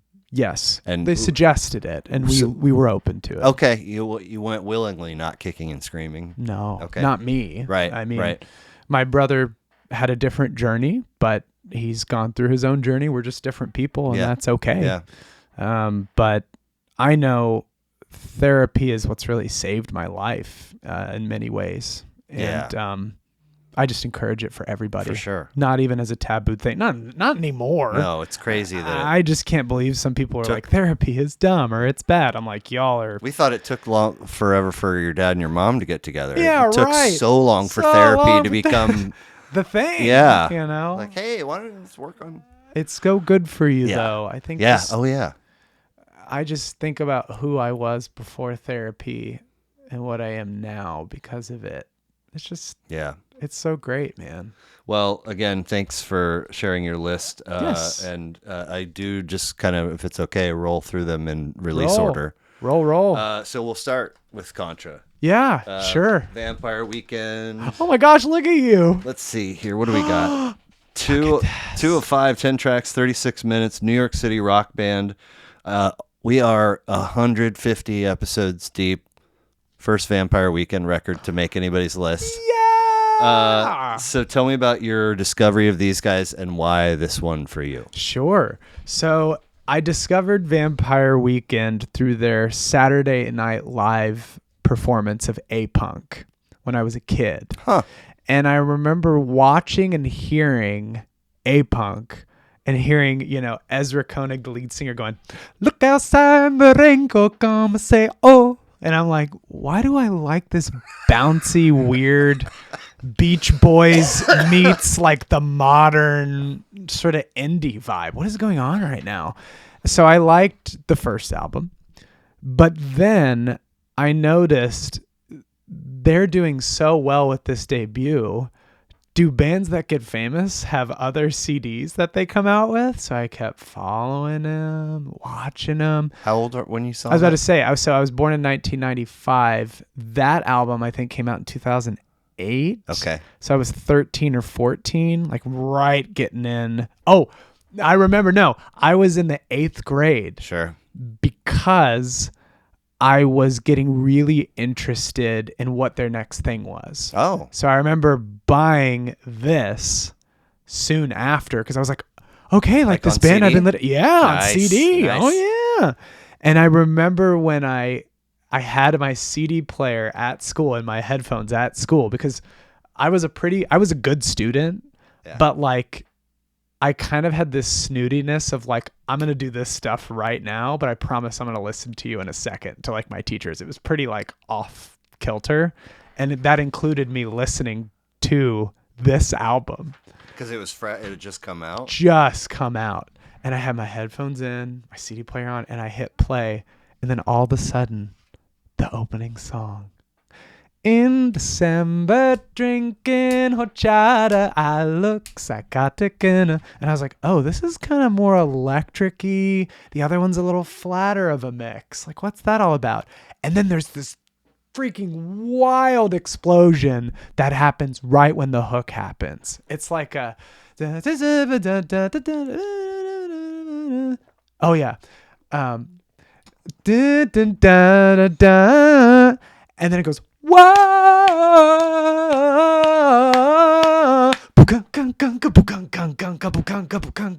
And I just hear these African drums mixed with a pop synthesizer and this echo delay from Ezra Koenig's voice. And I'm like, oh my God, I am awoken. And I'm obsessed with the poeticness of the whole album. I mean, White Sky is amazing. Holiday is amazing. I think California English is really funny because it makes a reference to the Oxford comma song that they made in 2008. Like, they're all these like New York University. Is it New York that they went to? No. Where did they go? They all went to the same university in New York and met each other there.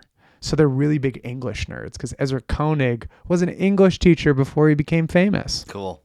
How much should I talk about or not talk about these songs? Because they all make me so excited. Okay, great. Yeah. I can just go? Okay, cool. I mean, I am totally, I don't know if you have stuff to get to. Oh, no. I don't. Okay, cool. So you do whatever you feel like you want to do. Sure. Well, I know the 3 highlights from this album. Okay. Ben. Let's stick with that All right. format, just because that's stronger. I could talk about all these, but that's stronger. Horchata is what kind of changed my brain chemistry, and the best way to describe it is I just felt like my brain was being warped in a way that I had never experienced. Wow. And then, are you ready for a super nerd fact? Please. So track number 7 on this is Cousins. Okay. It is like just straight drums and like fast lyrical delivery for the full 2.5 minutes. And a lot of short tracks on this one, right? Short. Yeah. And that kind of beat the trend of what streaming was about to do, because I learned that the peak sales of CDs were in 2008 and then the recession happened.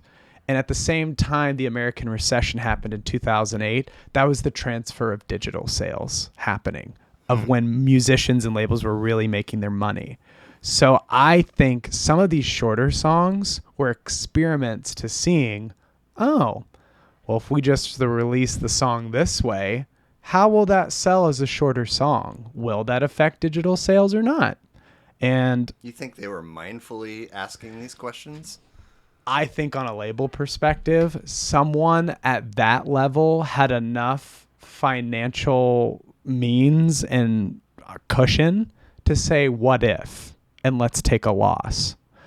And I think. Now, Right. I could be, look, I could totally be spewing Right. BS, Right. but I think there were enough people within those major labels, and Vampire Weekend was kind of still, they weren't like major yet, so they could try some of this stuff. They didn't have too much of a risk if at least 1 or 2 songs were like it.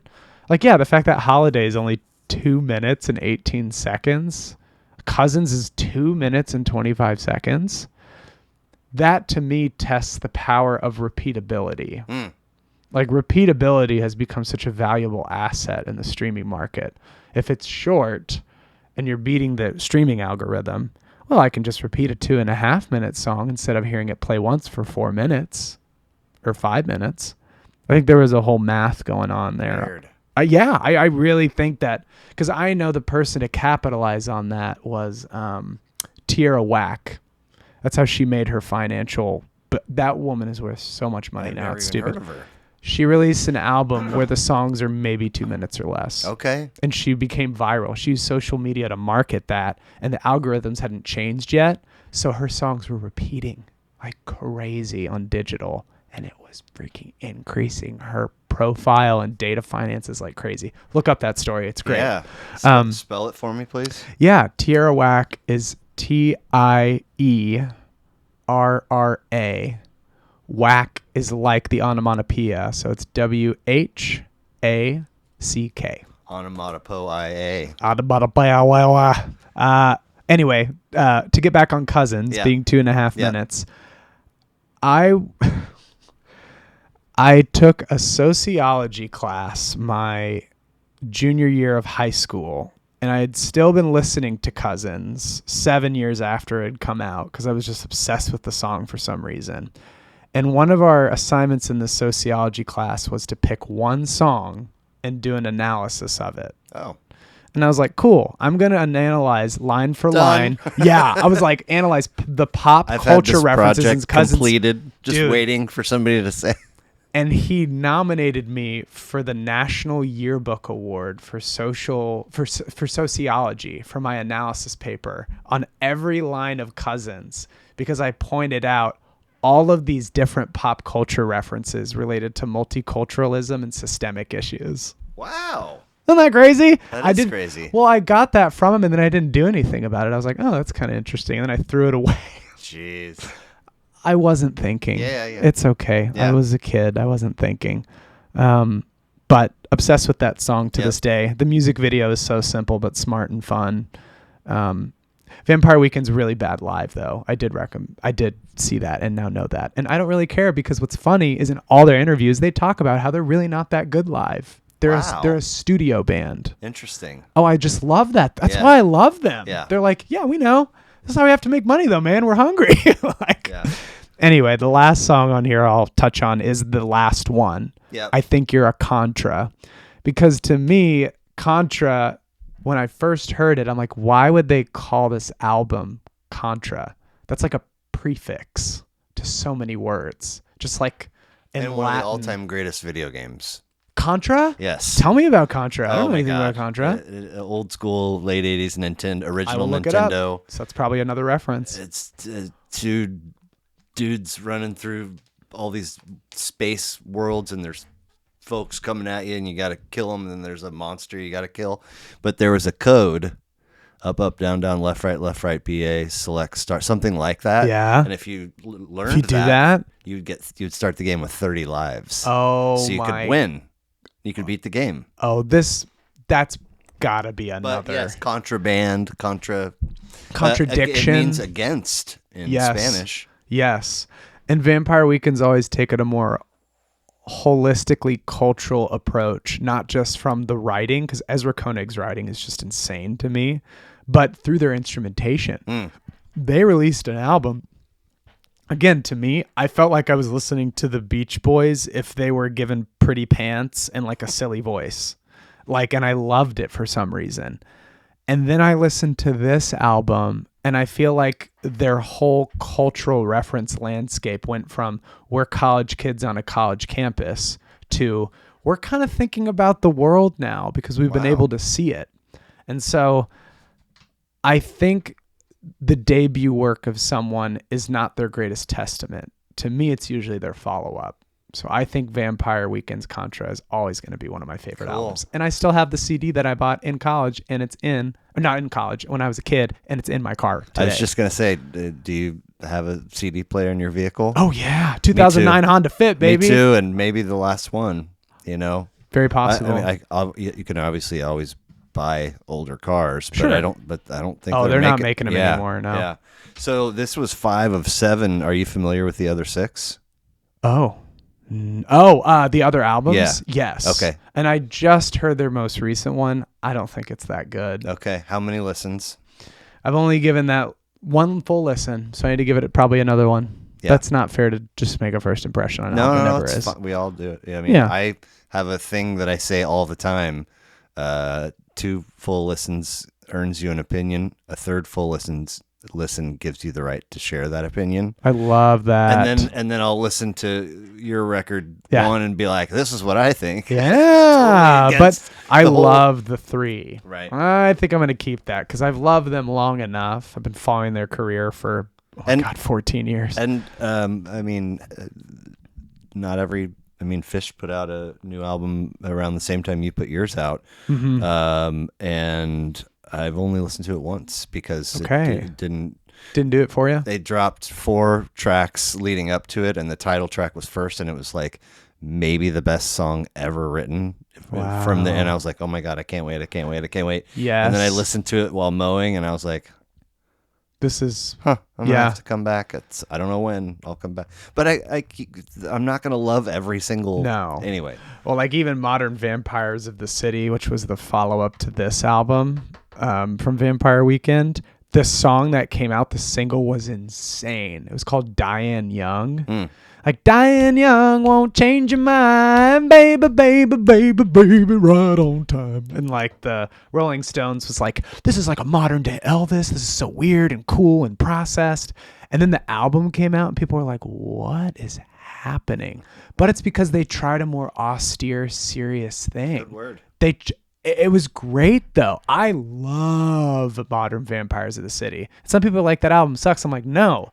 they earned the right to try shit out, just like Coldplay did when they became famous in the early 2000s, Right. and they were starting to experiment. But the A-Punk performance on Saturday Night Live wiggled your antenna to, hey, I'm gonna get their next thing that comes out, and then and that was your. It could have gone the other way, Absolutely, but it didn't. And their follow up to this, for their follow up to Contra being Modern Vampires of the City, in tandem of the timeline to my life, I was trying out different music forms. Cool. I was trying to be a different music appreciator. It's like my mind expanded to like, oh, well, good music comes in all forms, Yeah, man. You yeah. can't just think of one thing.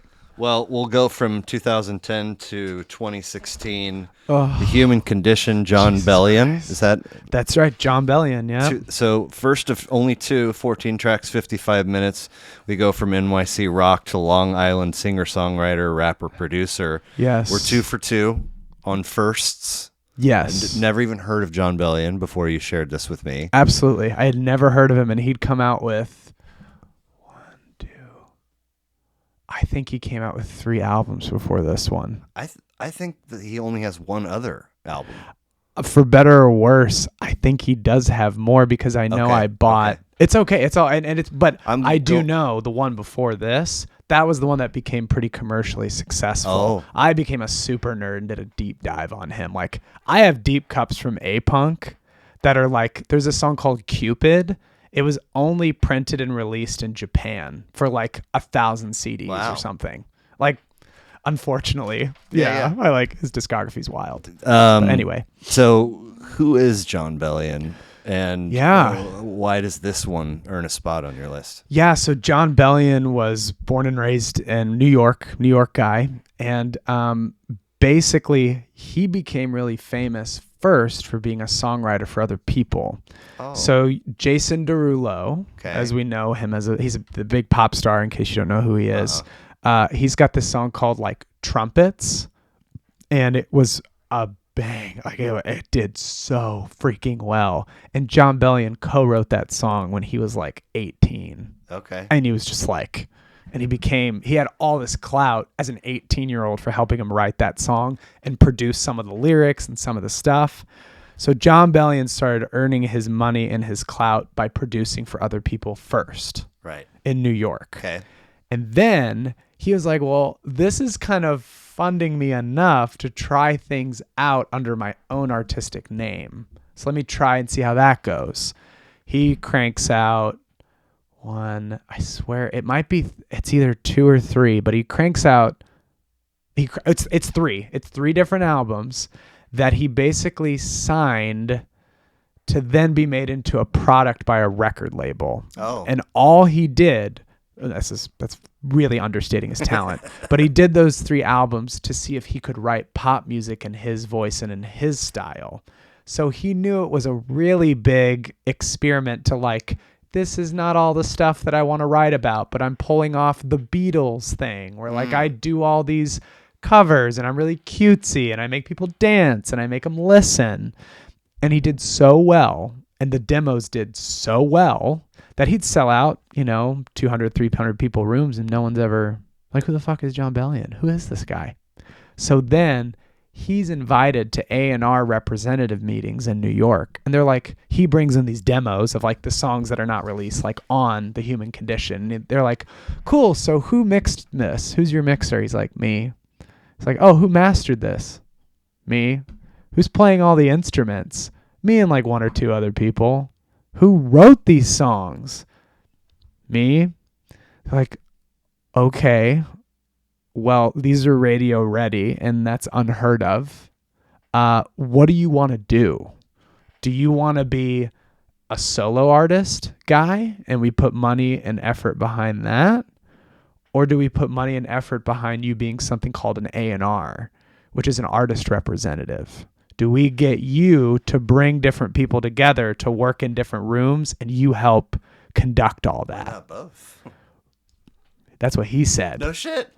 Wow. And he said, too, if I'm going to reach this next scale, I think I need to do the A&R thing and publish and help sign people so I get enough money again to fund my own stuff. So eventually, he starts getting all these freaking hits again, Have you ever heard of the song called Monster by Eminem and Rihanna? Yeah, I think so. He wrote that. Okay. And that obviously blew up in the way that Yeah. it did. And he made more money than you and I could ever imagine Yeah. from that because he got a slice of the pie from all the rights. Oh, right. John did. Okay. He got the cut from Nice. that. He did. So that funded the human condition. That funded all the videos, all the photos, all of his marketing to get this at the level that it got to. Good for him. Oh, you're telling me you want to talk about a strategist? Yeah. That guy was. He's one of my number one inspirations of all time. It's not. You don't have to look too hard to see some parallels. Yeah, man. In the work on this to fund this. Yes. All me kind of thing. Yeah, I call it the kind of the teetering domino effect. It's like, do I want the dominoes to spell this way or that way? But you have the privilege of flicking either one, which is why most people have one. They have to just go. Well, but I know I've been at a point now where I'm like, do I really like this route or this route? And there's one that I'll flick to try and fund the other flick later. lovely. I love that. A wild metaphor, but anyway. Who is this? And I was like, at the beginning, in the middle, and at the very end, I was like, I don't know what this is, but I really like it a lot. I know, right? I don't know what to do with it, but who cares? Yeah. You know? It's so, it's very theatrical. John Bellion, when he first did The Human Condition, he was being heavily inspired by animation films and anime. Okay. He knew he wanted to score films for Pixar when he was writing this. And I think what blows my mind in many different ways, this one I could do a song for song. And I can be a bullet point rapid fire because I think I've listened to this at least 100 to 200 times. If that's what you want to do, please do it. Let's do it. Okay. I'll be quick. Because there are, yes, listener, 14 songs on this. Song 1, it's He Is the Same. So when you listen to the lyrical content of He Is the Same, this is all about John Bellion still deciding to live at home with his parents and keep his ego in check. And at this point, he's becoming a national touring artist. I give props to anyone who's documenting that they're still living with their parents despite having millions of dollars in their bank account. Wild. He says, I want to stay humble. I want to live with my parents.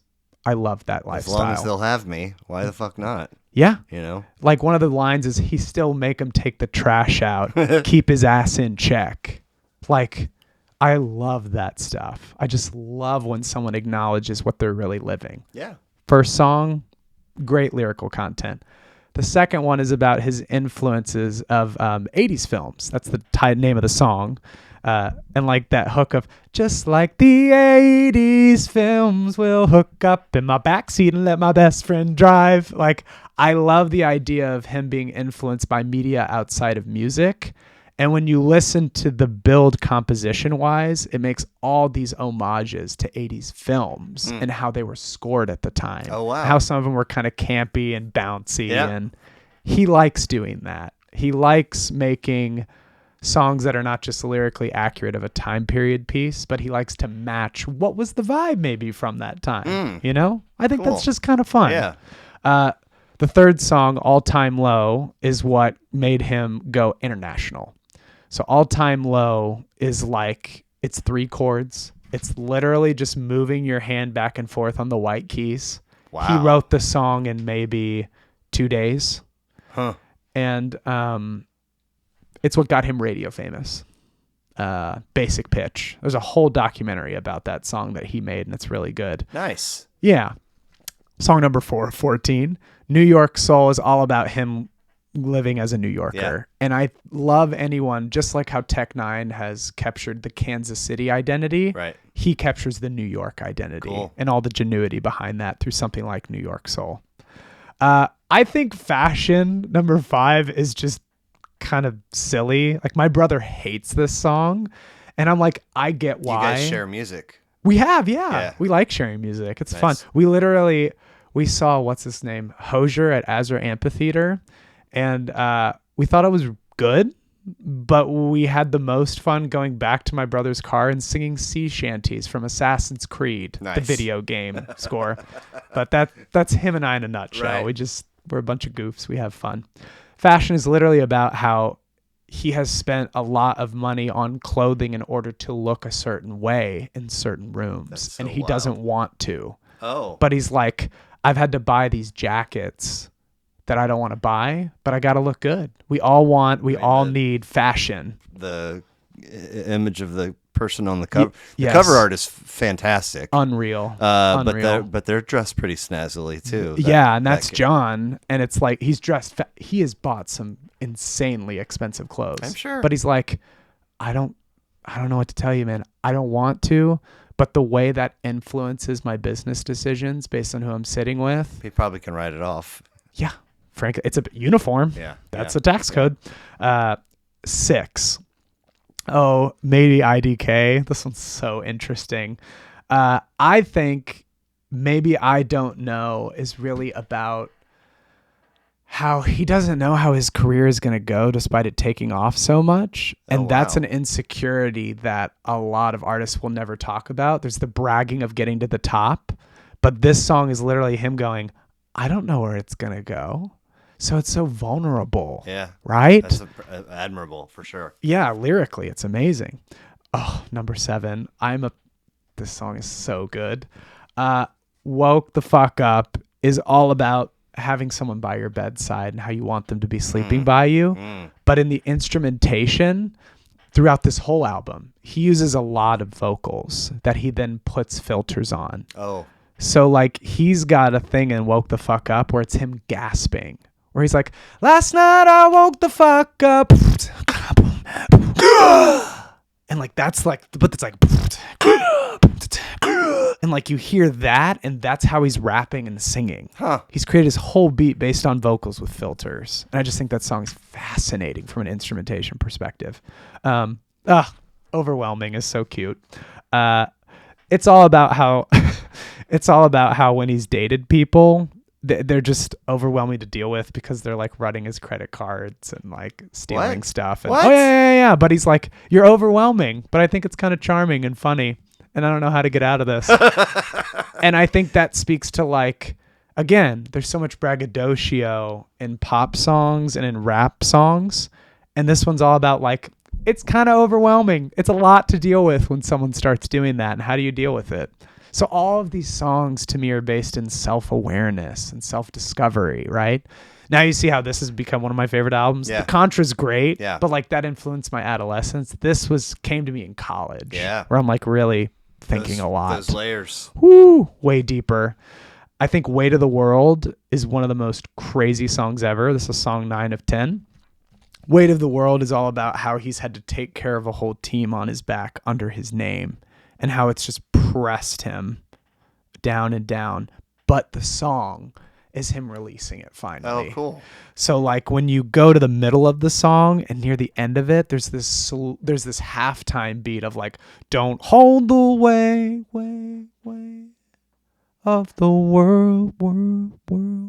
Don't hold the world. And then it like goes this remix. And then this guy named Black Keys just starts like flowing and rapping like this, the flow to help the scale. And it's like, it gets like really loud and intense. You're like, oh my God, this is the let go of the Weight of the World. Okay.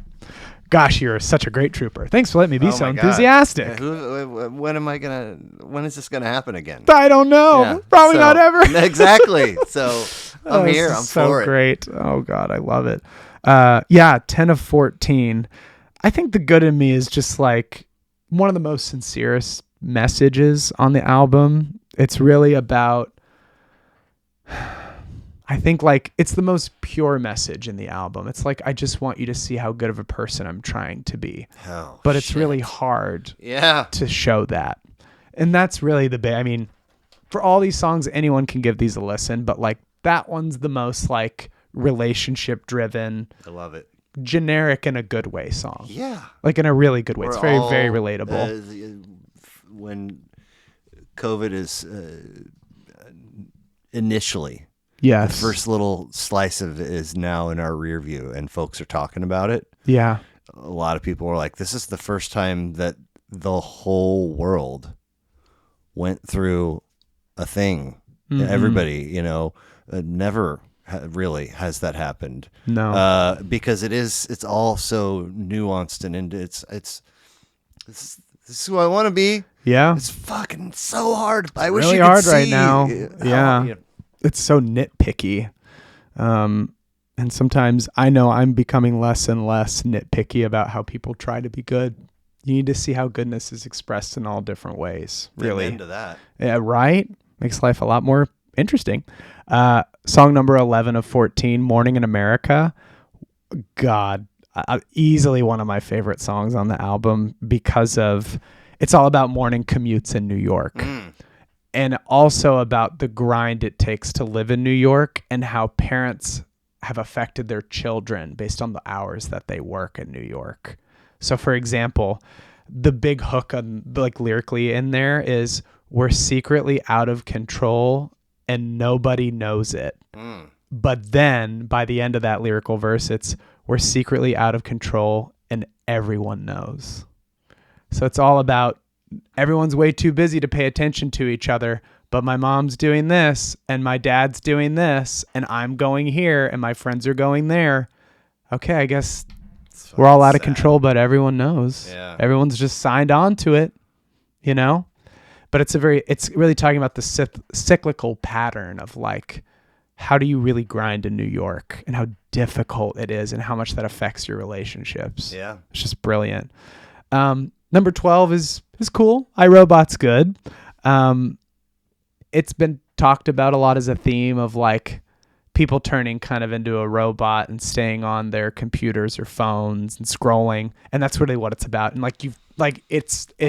he tries to articulate through his melodic style and kind of instrumentation, a like melodic tone and a robotic tone. Yeah. And now he's like, I am a robot. Dun, dun, dun, dun, dun, dun, dun, dun. You're like, and you're kind of bopping your head kind of like a metronome because it's very set. He's usually got very free versed instrumentals there, but all that is synth and like processed drums and like maybe one or two plucks from strings. Right. Like it's good, but it's mechanical, and I think that's the point. Like how I'm even reacting is kind of he's like, I know. Okay, 13 of 14. Guillotine, I think, is nuts. I think this is the best rhythmic song on the album. Okay. Because it's like he sampled this like baby cry, and he has you like doing this weird shuffle thing in the hook where it's like guillotine bum ba-dim bum bum ba-dim bum ba-dim cum dum put-dim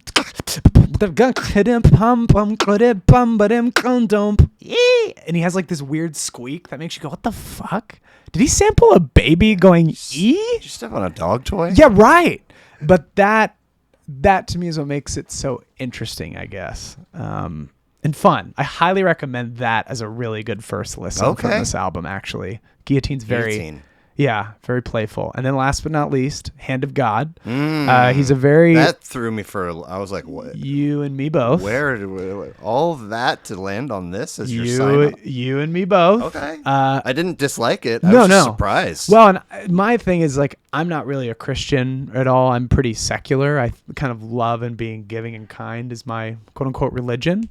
But at the same time, this was an album where he was touching on Christianity more and how he's a very, very deep Christian. Like he's very, very religious. Okay.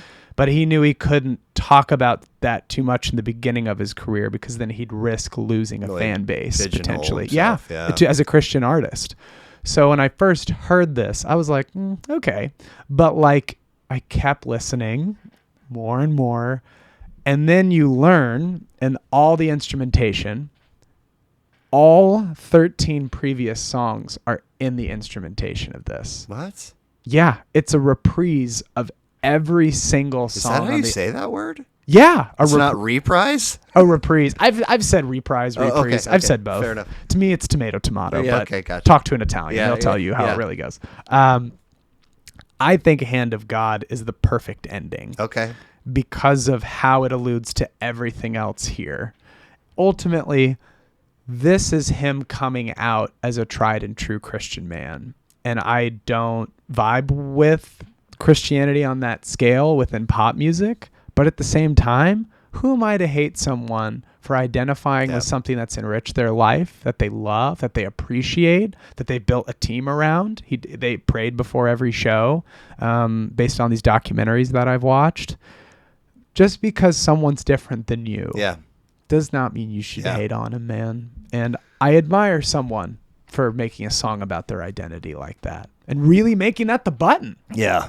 It's a big statement. There's, I'll try to be as brief as I can with this. A privacy fence between this house, my house, and the next door neighbors, and ivy grows on it. And I swear for years they would only require one trimming a season or a summer, but now it's like for sure two.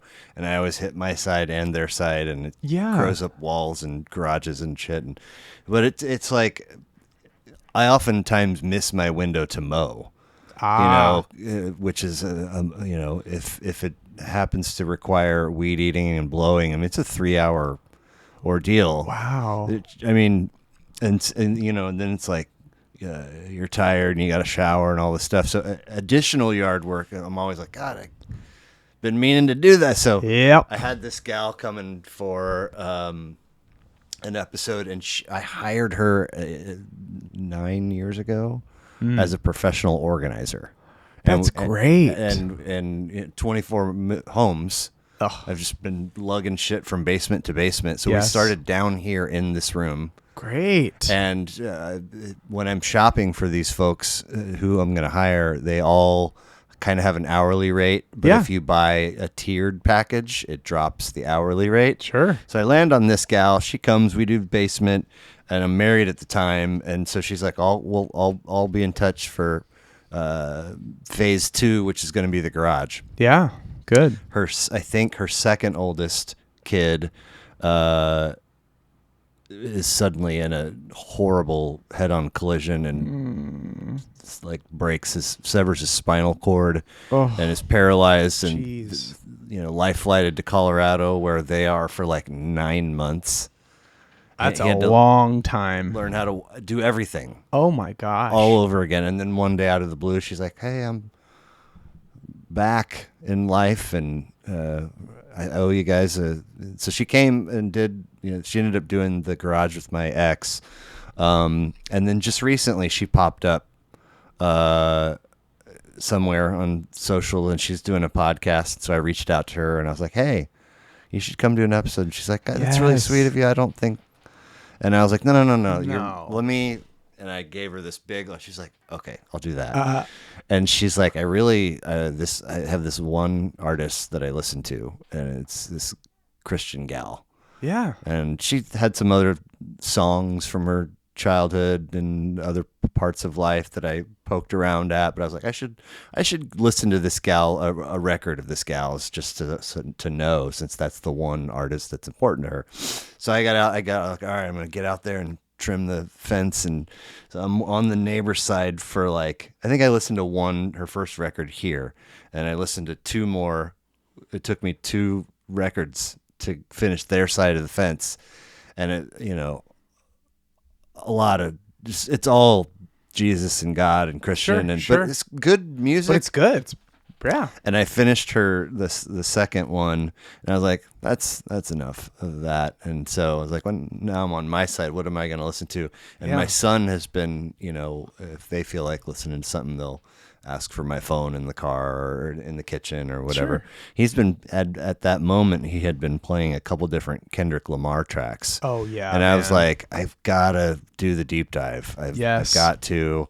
Right now, I am pleased to admit that I am probably 2/3 or 3/4 of the way through the David Bowie catalog. Yeah. But it starts in like 69. Yeah, like it's long. It's a big one. And it's 27 records. Yeah. And right now I'm mid to late 90s. Okay. And it's been a wild journey. I bet. But that's how, if I feel like I got to know, that's how I do it. So I was like, all right, I'm going to go back to the first Kendrick record, and I'm going to listen to that. So now I'm on my side, and it's like, Pussy and Patron got some good advice. Yeah. Not the same shit I was listening to on the other side of the fence. Yes. At all. Yes. But it was, I don't know, it was a really good. Dude, it's the beauty of the evolution of people Yeah. in general. Yeah. You know? Glad you did that. That's such a great way to consume someone you really want to get to know as an artist. I think it's so important. And I had this guy cooking for me in 2012, like right when we bought this house, and he's like, this is who they're saying is the next dude, and he kept playing whatever record came out in 2011 or 2012 had swimming pools on it, and he kept playing swimming pools. Like, this is dog shit. Like, this is the Dre and company are saying this is the next guy. Oh yeah, this is fucking horrible. And then there's been some Kendrick records on people's lists. To Pimp a Butterfly, that has been on there. Good Kid, Mad City. Yes, of course. I was like, okay, there's a lot more than just swimming pools. But that first record, I was like, this is fucking brilliant. Yeah, it's beat wise. Anyway. Yeah. Mind you, he's someone who doesn't write stuff down. Don't forget that. So the closing track is a perfect. I think it is a perfect closing track. John Bellion's The Human Condition, Hand of God, to me summarizes not just everything you just heard, but it is literally his coming out as a Christian man. And there's a lot of pride that he has in that because he's had to hide that part of his identity for his whole career up to now. Yeah. Good for him. I feel that way too. I really do. I really do. We take a short leap to 2018 with J. Cole's KOD. God. 5 of 7, 12 tracks, 42 minutes from Long Island to Fayetteville, New York by way of Germany. Yes. And we're 3 for 3 of no way firsts, which doesn't, like, if there's a record X makes 10 people's lists and I talk about it 10 different times, that's fine. It doesn't matter. Yeah. But it's fun to me to be in the hundreds, halfway through the one, and like all these firsts are. It's like it's never ending. It's always going to be makes different. Me so happy, man. No surprise to me that an eclectic artist such as yourself would have such a diverse list of multi-talented artists, because rapper, producer for J. Cole. How do you suppose that came to be? And tell me about this record. Yeah.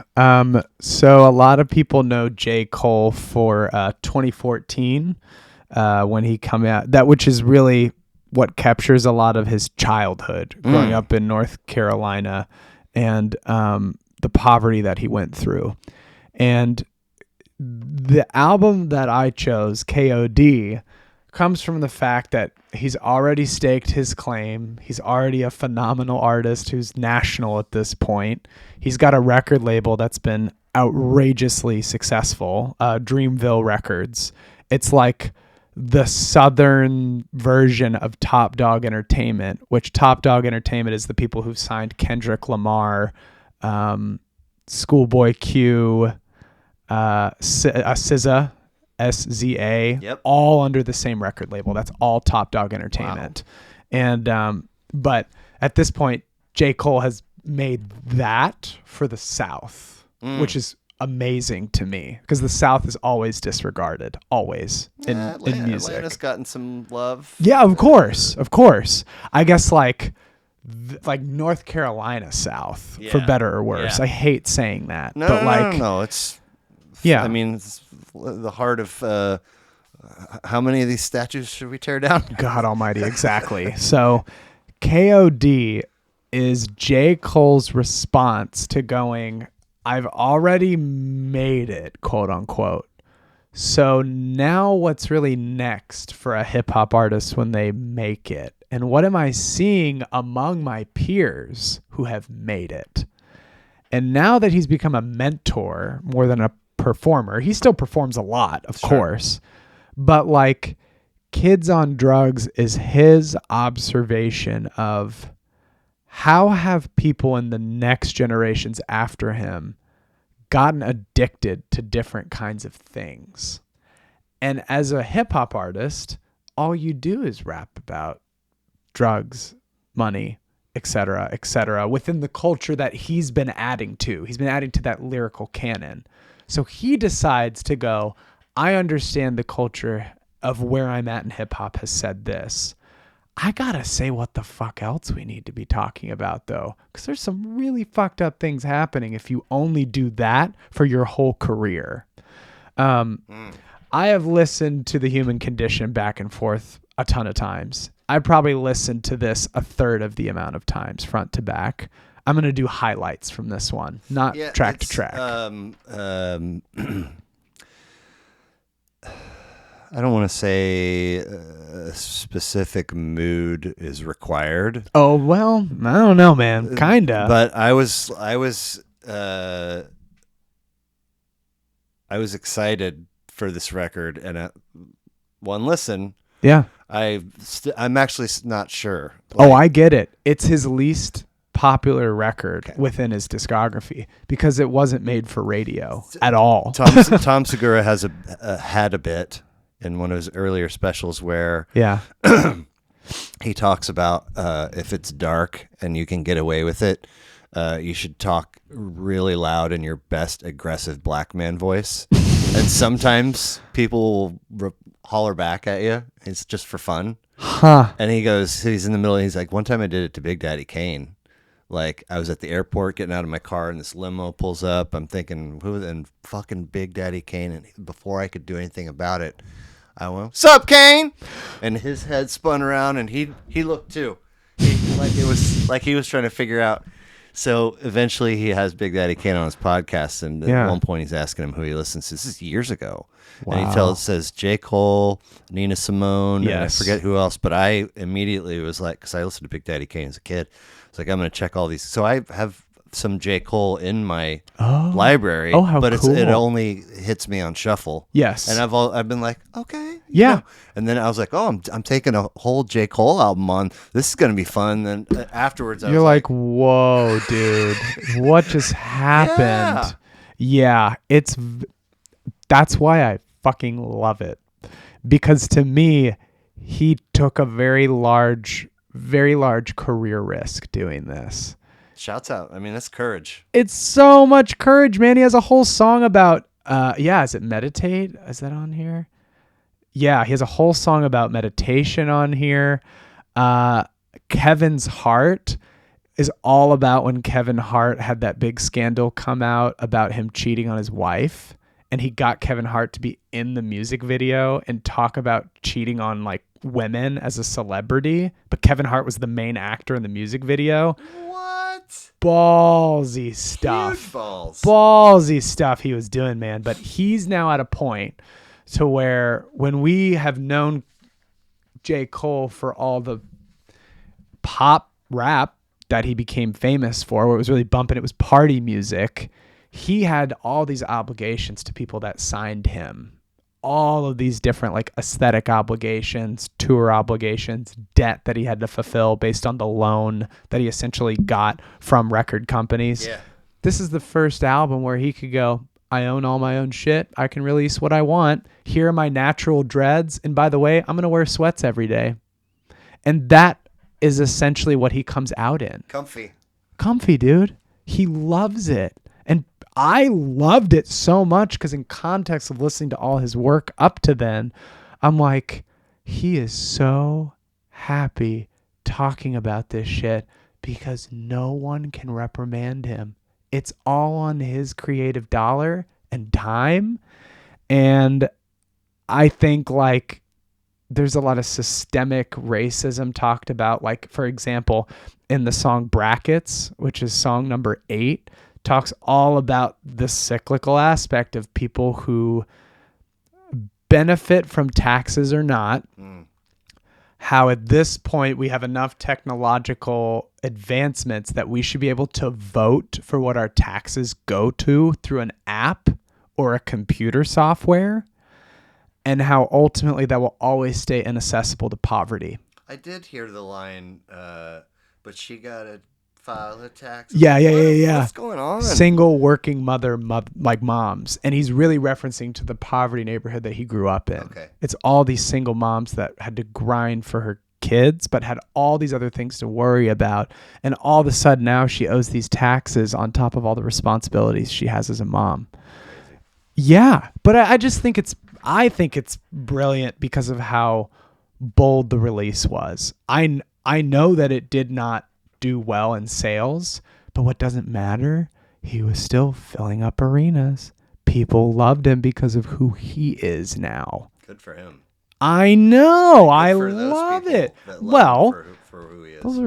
those are real supporters, man. That's all I'm saying. Yeah. Yeah. I mean, I'm obsessed with all three of these albums. Great You already list. know. Great list. Thanks, man. I appreciate it.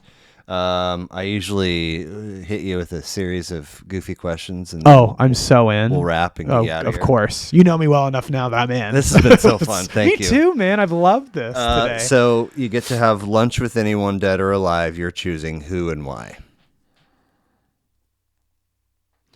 Hayao Miyazaki, who started Studio Ghibli and has like My Neighbor Totoro, Spirited Away. He's basically the Japanese version of Walt Disney. Wow.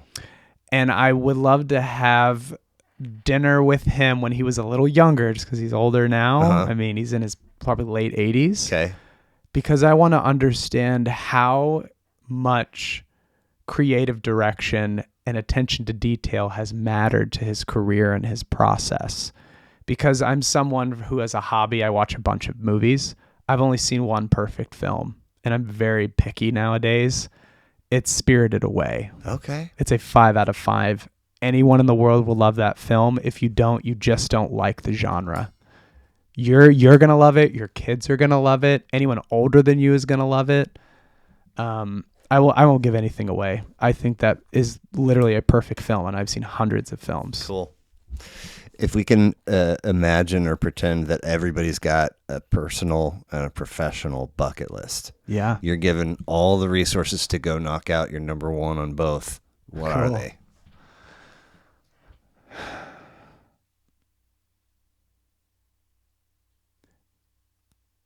On my personal bucket list, one of my number one things is to rent out a mansion and bring all my family and friends to celebrate one of my birthdays that mark a decade of my life. Okay. So if I were to rent out a mansion at 30, at 40, or 50, pay for any and all drinks, food. I don't know, people might want drugs.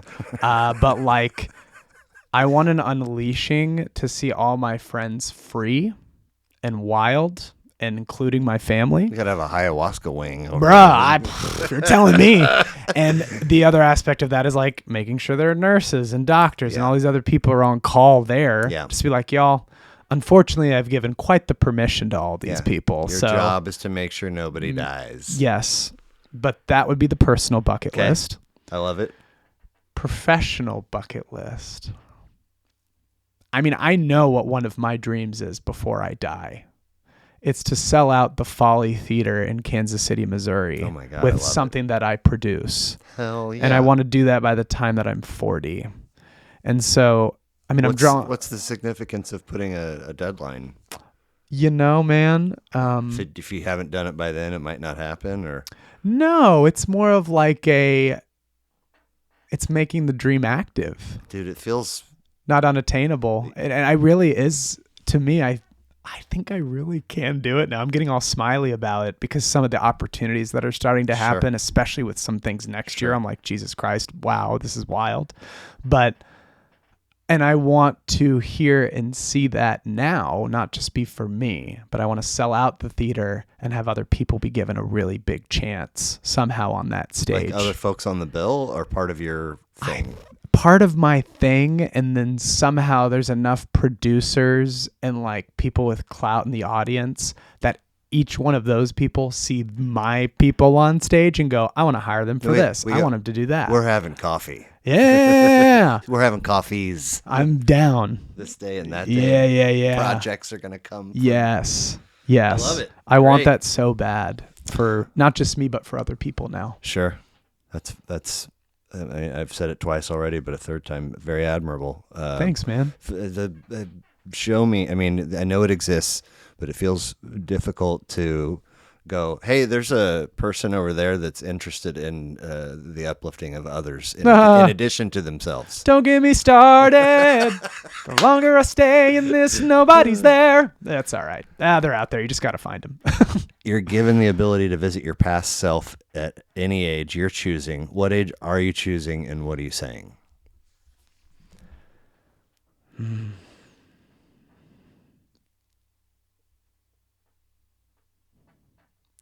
I would probably go to myself at the age of, like, right at the beginning of high school, like 14 probably. And I would say, You survived middle school. Good job. keep Fuck. going, you ding dong. Yeah. I think I would tell him, you are going to become the adult that you look up to. Ooh, that is fantastic. I love that. Yeah. At one point, there was a television program called Fear Factor. Yes, I watched it all the time. Okay. All right. So what would the absolute worst Fear Factor challenge be for Luke Harbur? Let's see. What would it be? That's a really great question. I don't know, man. There's something about the idea of scorpions crawling all over me and like a claustrophobic, like coffin like box. Yep. That's like it's funny. I feel like I could do spiders. I feel like I could do like snakes for some reason. I think that'd be fine. But the idea of something with a stinger that would kill me, like for some reason snakes don't even scare me, but the fact that I could see the stinger and know, like, cool, you could literally go, heh, and then I'm like, I don't like that. I don't like it at all, man. That just makes me so. That sequence of sounds have got to live somewhere in a future. No, that sucks. Oh, I'm dead. Please complete this for me. Sure. The world would immediately become a better place in which to live if only. The world would become a much better place to live if only everyone understood and applied the concept of economic keyism to the systems around them. Sorry, economic keyism. Keyism. How do you spell? Keyism is spelled Keywanism.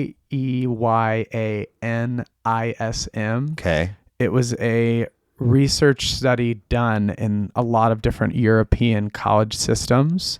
It's a compromise between communism and essentially, I don't know if capitalism is on the other spectrum, but think of it as everyone in the world would benefit if finances in society went from this to this.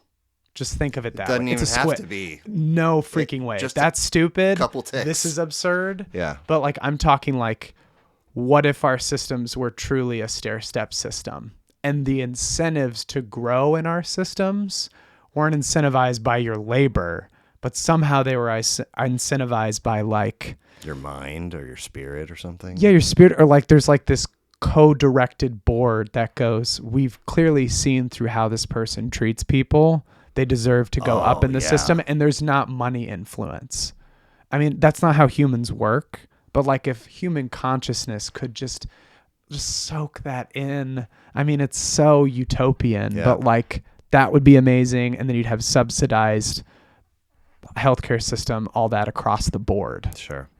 Good transportation. All great answers. Yeah, man. Good stuff. Yeah. musicbyskippy.com, Instagram. You said Facebook. I missed that the first time. My apologies. YouTube, Twitter, TikTok, Threads, and Bandcamp. All different digital streaming platforms too. Right. Spotify, iTunes. All the things. Any other plugs or something that you had hoped we would cover that we didn't? Do you want to know a project that I'm probably going to come out with in 2025? Yeah, absolutely. Sure. Who says no to that? Yeah, right? So I've got two really, really big ones, but I will talk about one of them that's definitely happening. Okay. So I am in the process of writing my first ever children's musical. Cool. And a children's illustrated book will be released at the same time as the musical debut. It's called Boots, Andy, Cats. And it is all about three creatures that live in the woods, and they all do different things. Boots is a dancing owl. Andy is a nymph that plays a stringed instrument. And Cats is a beatboxing cat. Wow. And all three of them go out from their clans to bring something back to their clans in the forest. They all meet each other. And at the end of the story, they meet a human for the first time. Whoa. So then they communicate in all the ways they do across their cultures to teach the human how to dance, how to play an instrument, and how to beatbox. And that's the show. Is there any punctuation in that? Boots, Andy, Cats? Commas. Okay. Yeah. Okay. Boots, Andy, Cats are the three creatures. Yeah. But it's Boots and Cats and Boots and Cats, like the basics of beatboxing. I learned boots and skirts. Boots and skirts? Skirts and boots. Skirts and boots and skirts and boots. That's fun. I like that one too. Oh my God, that's awesome. Thanks, man. Very cool. Thank you so much. You've been outstanding for the time. Hey, thanks. I appreciate that.